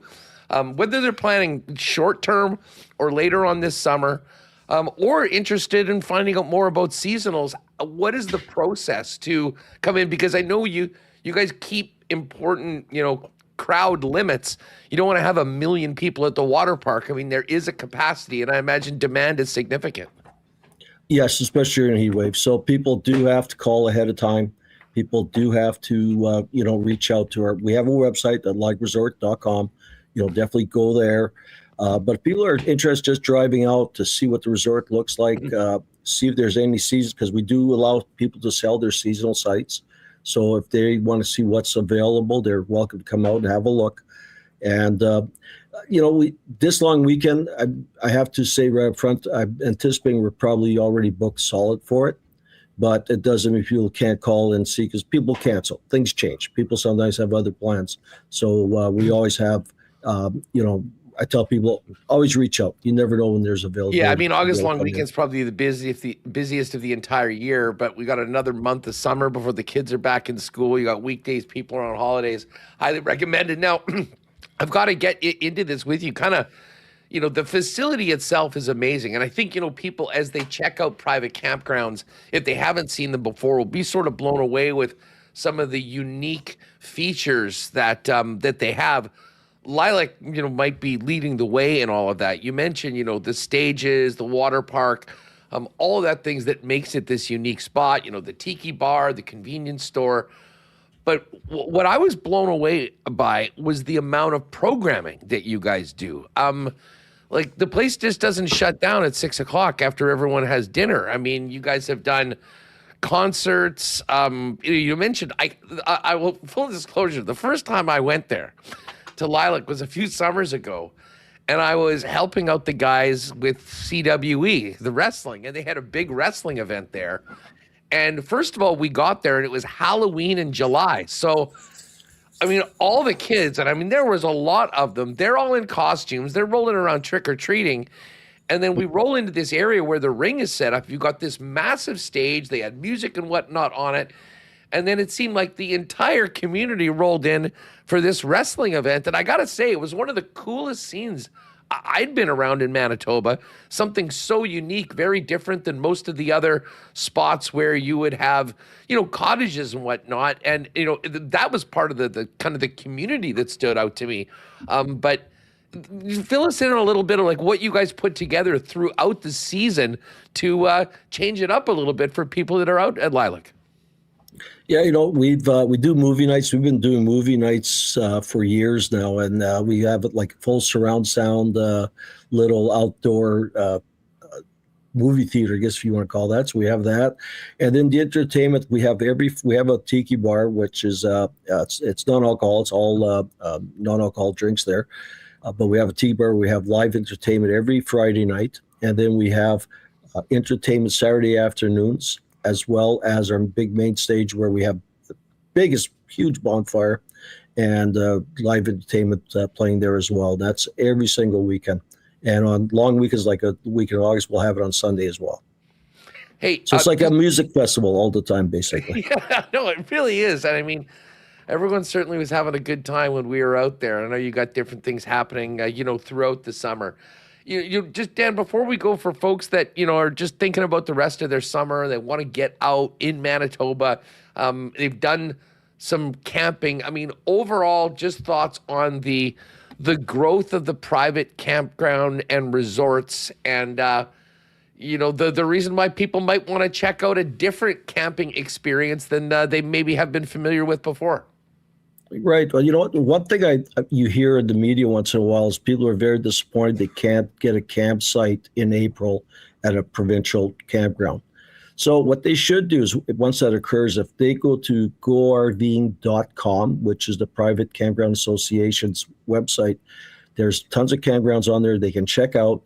And, a lot of these places will have availability. So if you can't get in a provincial park, I definitely recommend people try and get into a private campground, and they'll be really impressed. The, private campgrounds are mostly Manitoba. I think there's only one or two that might be corporate owned, but the rest are all run by families. You'll see, dad, mom, grandpa, grandkids, everyone working. It's kind of new and unique, right? You don't see it everywhere. Here, like, we do have a lot of staff. We employ over 90 people every year here, so we got a large staff because we're very large. I'm personally very big on cleanliness, so we want to make sure that the site, you don't roll into a campsite unless it's been completely raked, clean, fire pit. There's no garbage anywhere. Like I got my staff picking up cigarette butts off the ground. Like we try to keep it spotless. And the private industry, you get to meet the owners. You can, they're the ones driving around. It's different in that way that you can, if you have a concern, it's nice to know you can literally talk to the person or the people that run it, as opposed to some corporate. Well, folks, I really suggest that you, go to travelmanitoba.com. All sorts of resources there on all of your camping options throughout the summer, whether they be sort of more traditional sites, as we've talked about earlier in the summer, or some of the private ones. And you should certainly check out lilacresort.com for more information on what Dan and his team have cooking out just east of the city. Dan, stay cool this weekend. I'm sure you'll be able to. You might just have to elbow a couple kids in there on the water slide, but have a great one. All the best the rest of the season, and continued success to you and everyone on the Lilac Resort team. Thanks so much. Once again, pleasure being on your podcast. Appreciate it. Have a great day. And for more information on everything going on around the province for your next excursion, go to travelmanitoba.com. All right, great stuff. Shout out to everyone heading out to Lilac. It's a wild place. As I said, went there for that wrestling event, and I'd heard about it, but between everything for the families and the nightlife and after hours there, I think it's a place where a lot of people go and then don't stop going. But great option for you later on. This place where a lot of people go tonight. It's all about Princess Auto Stadium, Bomber game. I got to ride with Huss and the exclusives. Let's welcome in JBM from Coolbet before kickoff tonight. Jake, what's going on? How are you?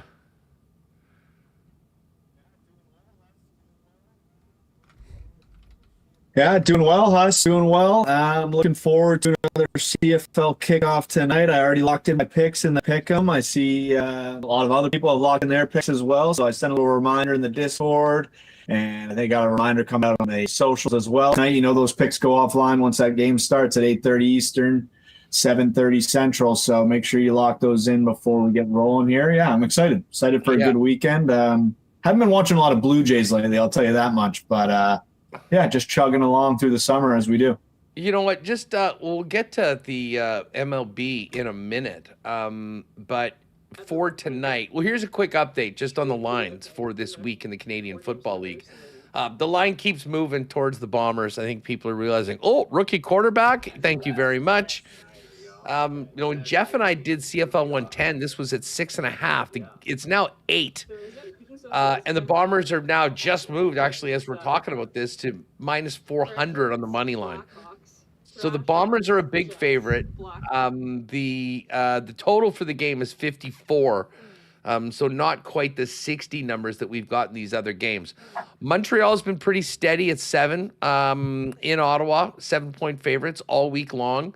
Total in that one is 61.5. Calgary's at 4.5 going into Hamilton. That was at 5.5 when we did CFL 110. I'm not really sure what precipitated the 1-point move towards Hamilton, but that's been solid the last couple days. And I got to tell you, Jake, I mean, this game, Sask-Edmonton, we haven't talked as much about just another game in the CFL that doesn't involve the Bombers in a long time. But coming off that classic that those teams played last Thursday, hell of a way to finish off the week in the Canadian Football League in the second of the Saturday doubleheader. And even better to hear the fan support that the Elks are getting, potentially as high as 30,000. So pretty great slate of games, but an interesting one tonight with the Bombers at home against the struggling Lions, who were without James Butler and Nathan Rourke, and former Colorado Buffalo Caden Salter getting the start. Yeah, I mean, listen, Hustle, going back to that Sask-Edmonton game, they kicked off last week with an absolute banger, arguably game of the year so far in the CFL. And then to now cap off this week with hopefully another banger, flip the script in Edmonton this time. I think that'll be really exciting. But yeah, we're focused on tonight. We're focused on the Bombers, obviously. Like you said, that line shifting. And you look at your CFL 110 boosts and, a few of your numbers there, not looking too bad now. I think you guys opened with Bombers minus 6.5. I do think you have the Stamps minus 5.5, so that might be a problem. But then you also have the Rough Riders with 1.5 as well, just in case something crazy goes on there.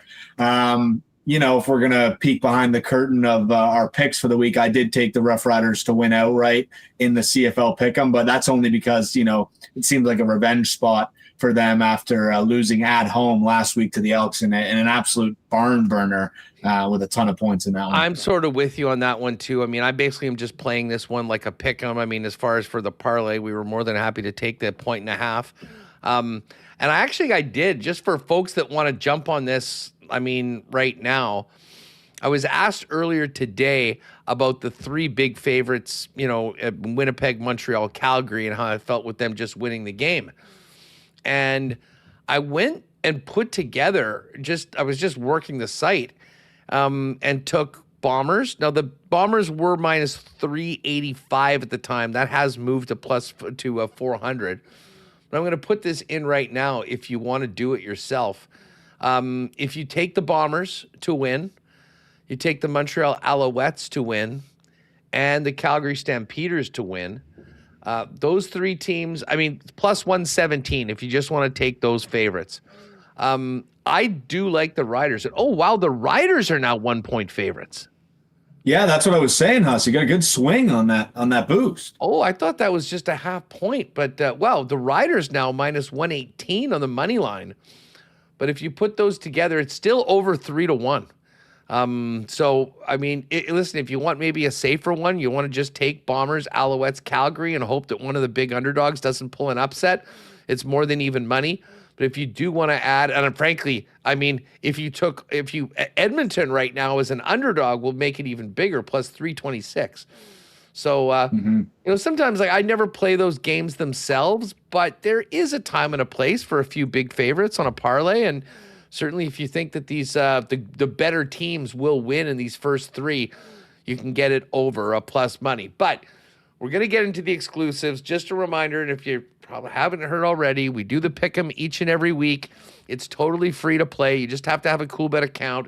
Go into CoolBet League, or you can check it in the promotions. You see the Winnipeg Sports Talk logo. Go in there, lock in your picks before kickoff tonight. There is a $50 first prize each and every week. And, of course, the grand prize at the end of the season is a trip for two to the Grey Cup. But you mentioned it. We've got two offerings in the exclusives that we put together. The CFL 110 is from myself and Jeff Hamilton from Tuesday's edition of CFL 110. It's Bombers minus 6.5. So Bombers by a touchdown. Calgary minus 5.5. Calgary needs to win by 6 or more.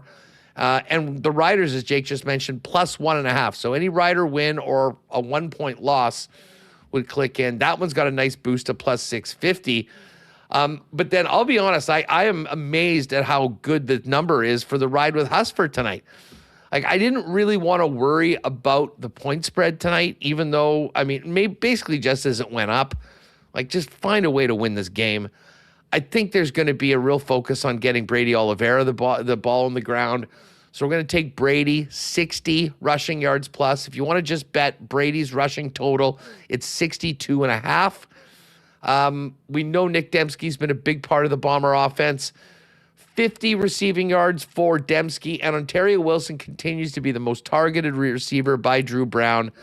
His total's 79.5. We're going to take 80 or more for Ontario Wilson in the air. So 80 receiving yards for Wilson, 50 for Dembski, 60 on the ground for Brady, and a Bomber win plus 800.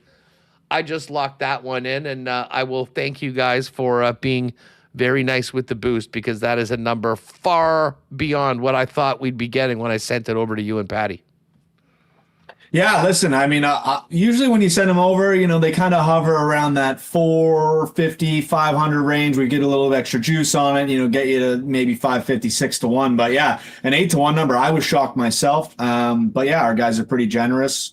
Well, obviously with, our good partners like you guys. And we want to make sure everyone's getting some great value. So yeah, that's a fun one. If you're a Bombers fan, or if you're backing the Bombers tonight, I know I am. That's probably a way to go. A nice 8-1 in the exclusives. And I'm seeing in the chat, Huss, Patty and looks like Tyson are getting into it a little bit. Tyson said if he joins the league, if he joins the CoolBet League now and beats Patty, end of season, Patty's going to credit him $100 in his account. So I don't think he's signed up yet. I don't think he has any points yet. So he's going to go from 0. Patty's going to go from where he's at, and Tyson's going to see if he can chase him down for a $100 bonus in his CoolBet account. I love it. Tyson, get on that. First of all, you're taking a big L for waiting on this until now. Yeah, absolutely. But better late than never. We can. I will tell you right now a little update because there is great leaderboard for this. It's very tight amongst the WST and CoolBet group, although Patty's a little ways down. Tournament right now, as we mentioned, Ted Light 2, 145. That's who we're chasing. Skins 44 is at 140. Rob Pepper at 135. Schnitzy's at 125. Then Remis and myself are at 110, and Connor is at 100. Jake is at 100. Well. Connor and Jake are right there together. And then Mr. P. Greggy, I think, 65. So there you go, Tyson. Yeah. You got to make up 65 points on Pat. Plenty of weeks left, though, us. Plenty of weeks left. I mean, we're not even we were just talking. The Bombers have this week, bye week, then another week, and then we're at the midway point of the season. Right. So it's there. Get your picks in. And if you want to ride with us on the exclusives, take advantage of those great boosts that the fellas gave to us. They're up right now over at CoolBet. I know you haven't been watching much of the Jays. We haven't talked much of the Jays, but very quickly, what do you expect to happen tomorrow? Will there be plenty of action around the deadline for your squad? And I guess those 6 walks in the first inning for Bieber didn't really help his value a couple nights ago. Yeah, I mean, listen, I think they still got some time, right? I think Monday is the official deadline for trades. I know it's usually August 1st, but I think they're doing it on the 3rd 31st? This week. I don't know. I thought it was August 3rd. I think it's Monday because I know Cease is going to start tomorrow and then Gausman is going to start Saturday. So that will be, if Gausman is going to move, it's going to be his last home start before that deadline. You're right. You're right. Just double check there. Yeah, the 3rd, I think. Yeah, so it's a little bit extensive. I don't know. I'm in a spot where it's like, Gausman seems like a guy who wants to stay. He's happy to be a Blue Jay. He's happy with his family in Toronto.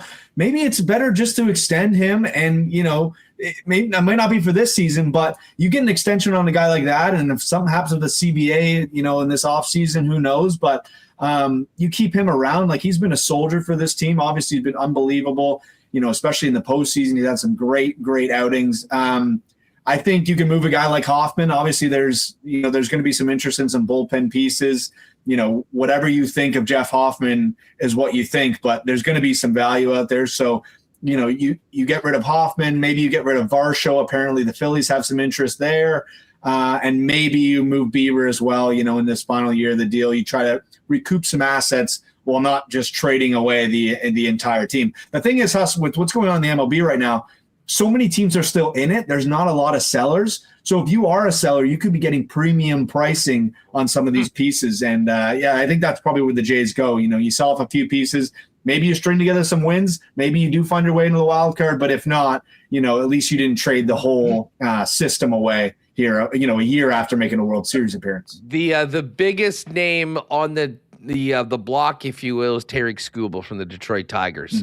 Arguably the best, or certainly right there with the best pitchers in baseball. He'll get a gajillion dollars in the offseason or whenever they're able to sign players. Skubal, if Remo wants to pull it up, we do have Skubal next team odds. Let me just make sure that's still online. Yeah. Which team will Tarik Skubal be on August 4th?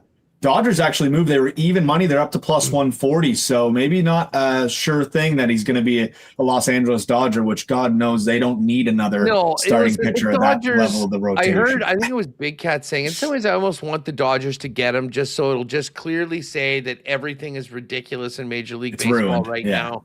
And maybe that'll help move things forward to a more even playing field. What's interesting to me is that the Brewers are plus 250. And they've got the Miz, who's going to run away with the Cy Young, it looks like, in the NL. You add Skubal to that rotation, they already have 66 or 67 wins.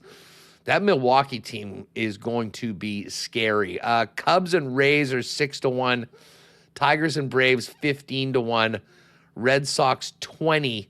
And then the Yankees and Astros at 40. But yeah, if you're a Tiger guy or you just want a little action on the deadline, Skubal's almost assuredly going to be dealt, and that is up at CoolBet. And I guess, as I say, I thought that this was the only market because everything was tomorrow, but with it being on Monday, I wouldn't be surprised if we maybe see a few more markets hit the MLB specials section, maybe over the weekend as some more information comes out closer to the deadline on Monday. Yeah, I'll see what we can do. Obviously, as the rumors start to heat up, a lot of the times we got to pull these markets early just because, people are trying to get an early grab on you or whatnot. So, I'll see kind of what's out there and what our team's willing to do. But maybe we get a few more up there, maybe a J or two, someone like a Hoffman or a Bieber, and kind of see where it goes from there. Well, anyways, the MLB right now, the Jays are off today. They're back in action tomorrow to begin another series as are the Gold Eyes. And we mentioned the Canadian baseball section. If you want to get on the fish, they are red hot right now. Just swept Kansas City. There were some nice plus numbers on the fish all week long on the road. And they are finishing it up today. Are they in, where are they? What does that say? Rockford, Remo? They're not on the board today. I think this is today travel day for them, and they're back tomorrow for it's actually Manitoba Mosquito alternate identity. So I don't know if Coolbet's gonna have to update their name. Yes, for tomorrow, that's one night only. That's tomorrow. Okay, I'll see. Tomorrow. I'll talk to our Canadian baseball guys and double check that we can make that Mosquitoes. You'll know who it is regardless. Exactly. That'll be up there. But anyways, you can check that out as well. Now, Pat was on yesterday, Jake, and we're already getting excited for NFL season. And I'm throwing around some ideas of ways to take our weekly NFL pick show with the Cool Bet Boys to another level. So there could be some wrinkles there. But the real excitement amongst the crew is the fact that, like, this CFL Pick'em has been so much fun. And now we're going to have the NFL Pick'em. Pat has suggested an internal competition between you, Pat, me, Connor, Remis. There'll be something for the winner. Also, something for the loser, which I know we're kicking around some ideas right now, but that is going to be fun. And I know you will kind of roll that out a little closer. But speaking of NFL, I can't believe it. I saw my first line of the year. We got the Hall of Fame game next week, which officially means everybody is in training camp. And I'll be honest, spending some time right now on NFL futures because they're all up right now. The Super Bowl odds are really interesting. I mean, the Rams are the favorite right now at plus 550. And then there's sort of a gap at 10-1 for the Bills and the Seahawks, 12 for the Ravens, Chiefs and Chargers at 15, Packers, Patriots, Lions, Niners at 16, Broncos 18, Bengals and Texans at 20, Jags 22, Bears 25. Like, I get the Rams are the favorite, but, you know, it's a lot more different than in previous years where we've seen probably 3, 4, 5 teams in that 10-1 or south number, and then some more. But you look at this right now, and it seems like about half the league feels like they've got a legitimate chance to contend and potentially play in the big game. Yeah, absolutely. I think when you look at it too, like, how often does a team that's put together as like a super team? Listen, I don't think the Rams are going to be bad by any means, but how often is a super team put together in a division that's going to be tough? Oh. You know, outside of the Arizona Cardinals, San Fran's still good, Seattle's still good. Like, this isn't a cakewalk division.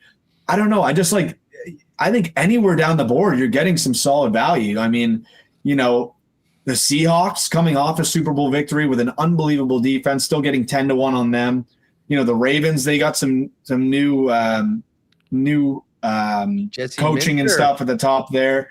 Yeah, so 12-1 there. Your Chiefs, Huss, I mean, Mahomes is ready to go for training camp. I don't know if he's going to be cleared for game 1, but I can't imagine he'll stay out too long. You know, they're 15-1. If he's practicing, I don't know. I expect him there on game number 1. I think so too. And then you work down the list. You know, Detroit Lions 16-1. You know, can Dan Campbell get that team going?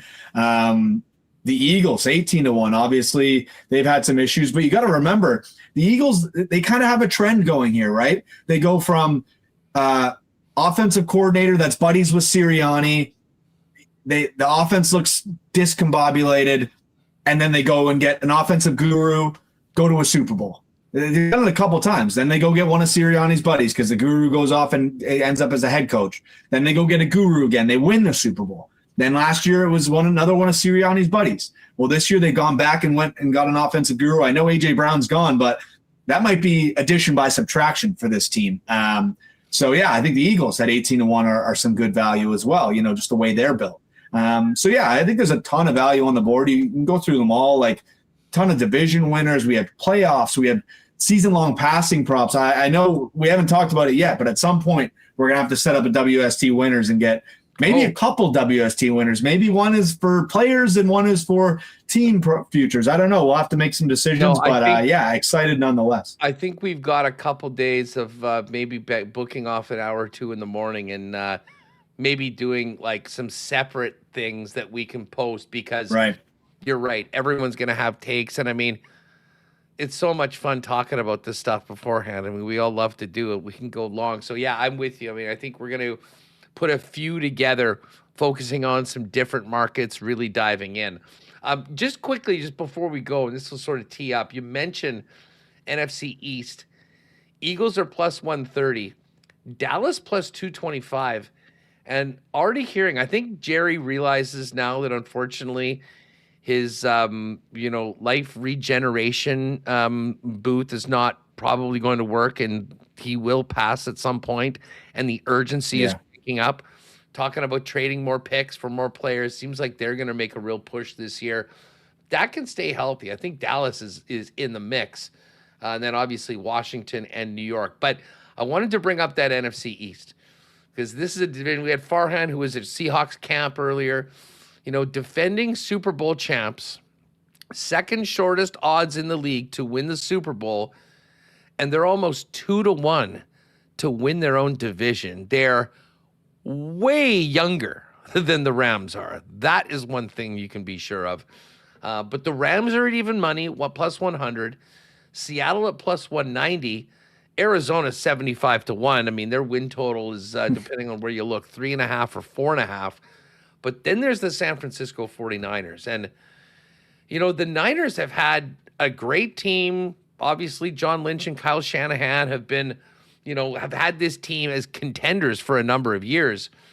But you think about this offseason, all the craziness that they're still dealing with Brandon Ayuk, and now this car accident with Kyle Shanahan that's going to keep him out for a while. And oh, by the way, they opened the season against the Rams in Australia. To me, I mean, as much as this has always been a 3-horse race, I kind of look at this as Rams or Seahawks, who you like. And listen, at plus 100 or plus 190, I think in that division, whoever you like is probably worth putting a nickel down on. Yeah, I tend to agree with you, Huss. And, if you like the value with the Seahawks, that's probably the way to go, almost 2-1. I mean, you think about the Rams, too. Like, Puka Nakua's had quite the offseason, or even, the end of last season. He always finds his way into the public eye. He's got a bit of a unique personality, to say the least. So, I don't know how that looks after years, another year in the NFL. Obviously, when he plays on the field, he's unbelievable. But yeah, it'll be interesting. I mean, like I said, they've kind of built a super team there in LA, but it doesn't guarantee you anything when you build a super team really across any league. You can look at it any which way, but super teams lose all the time. You think about when LeBron went to the Heat that first time, and they thought they were going to win a zillion championships, and it just wasn't the case. Teams figured out a way to beat them. Teams will figure out a way to beat the Rams, and it's really just about getting hot at the right time, just like the Seahawks did last year, and as one of the better teams in the league with one of the best defenses we've seen. Well, listen, I can't wait to dive into weekly picks and all the fun with you and Pat again. I will save this for tomorrow, but I will mention this to everyone. Big weekend for you WWE fans. I'm still thinking about maybe getting in the car and heading down to this in Minneapolis on the weekend. We've got SummerSlam, 2 days. There's specials. There's exclusives. There's lots to go. So I'm going to wait. A couple things are off the board right now. I imagine they'll be back for tomorrow. But you can click on it. They've got some specials right now. They've got a over-under total title changes at Mania, or at SummerSlam at 2.5, and the over is plus 300. And some cool exclusives that they put together as well for you. So tomorrow on the program, heading into the weekend, I will have some picks for y'all for SummerSlam. And of course, don't forget, everybody, next Wednesday, the 5th, 8 p.m., your last chance qualifier for the finals for the Coolbet Open, which will happen on Wednesday, August 12th. 8 p.m. is the tourney. Top 2 finishers will win tickets into the final on the 12th, and whoever wins that tourney will be coming with the crew out to Estonia for the Coolbet Open. You'll play in the main event. All sorts of great stuff in and around this trip, so it should be really, really good. Jakey, have an awesome long weekend if I don't talk to you. But first off, hopefully we can get a couple nice CFL winners, start off the parlay well, and certainly send all the fans here in the Peg home after a great night at Princess Auto Stadium with smiles on their faces that the Bombers are back in the win column. Yeah, sounds good, Huss. Appreciate you guys having me on, and we'll chat next week. You bet. There's Jake Bowen-Moss. You can give him a follow at Jake Bowen-Moss, and of course at Coolbet Canada on both X, on Instagram for all some great promos, products, and so much more. All right, we got to finish up this show. I got a football game to get to. Rima, how you feel about this game tonight? Where are you at? I think you have to feel good about the Bombers at home against guys making first start. So I actually am feeling good. I think the Bombers, I don't know. I know they got 50 put up on them, but it was a close game. I don't know. I feel like they're just making these big mistakes that are costing them. And, blown coverage, maybe another week of practice will help them put it all together. I'm kind of on Ed's side. I know Ed works for the team, but he's usually pretty honest about their results and what's been going on. And I think, was it Bruce or someone had said that in chat, saying, for a guy who's a team employee, his takes are certainly refreshing. Ed's not going to sugarcoat it. So I don't know. I just think they've been beating themselves, and we'll see if they can fix those mistakes. You talked about that Edmonton game too. How many times they put the ball on the ground in that game? The first half, when we were sitting with Michael, it was crazy. And so we'll see if they can put it together. I feel like we haven't seen the Bombers at their best so far this year, especially at home. Need to clean it up, ball security, take care of the football, hopefully maybe cause a turnover or two, get Brady Oliveira going, and hopefully we have a nice balanced offense tonight that sees Brady go for 60 on the ground, Nick Dembski 50 receiving yards, Ontario Wilson 80, Bombers win, and then we win plus 800 over in the exclusives. That is going to do it for us today. Gang, tomorrow, heading into the weekend, I know many of you might be smart enough to take the day off. Remis and I aren't. We're going to have a football game to talk about. We'll break down the Bomber game tomorrow on the program. Taylor Allen is going to join us. We will also have Darren Dunn set up the Manitoba Derby. We'll talk some CFL and get the rest of the games and some picks and focus in on this Edmonton-Saskatchewan game tomorrow with Ben Kramer. And obviously get ready for Sea Bears. Big game tomorrow for the team. And, of course, the Manitoba Mosquito Night for the Winnipeg Gold Eyes. Huge thanks to all of our sponsors that make the show happen each and every day. Thanks to Farhan, Mike, Ed, Dan from Lilac Resort, and, of course, JBM. That is going to do it for us, folks. Have a great night tonight. Go Blue. We'll see you tomorrow, hopefully, on Victory Friday on WST. Fingers crossed that we're not talking about an L. See you tonight as well at Princess Auto Stadium, 7:30 kickoff. Have a good one. Go Bombers. Oh, my God. Oh! Shut it down. Let's go home.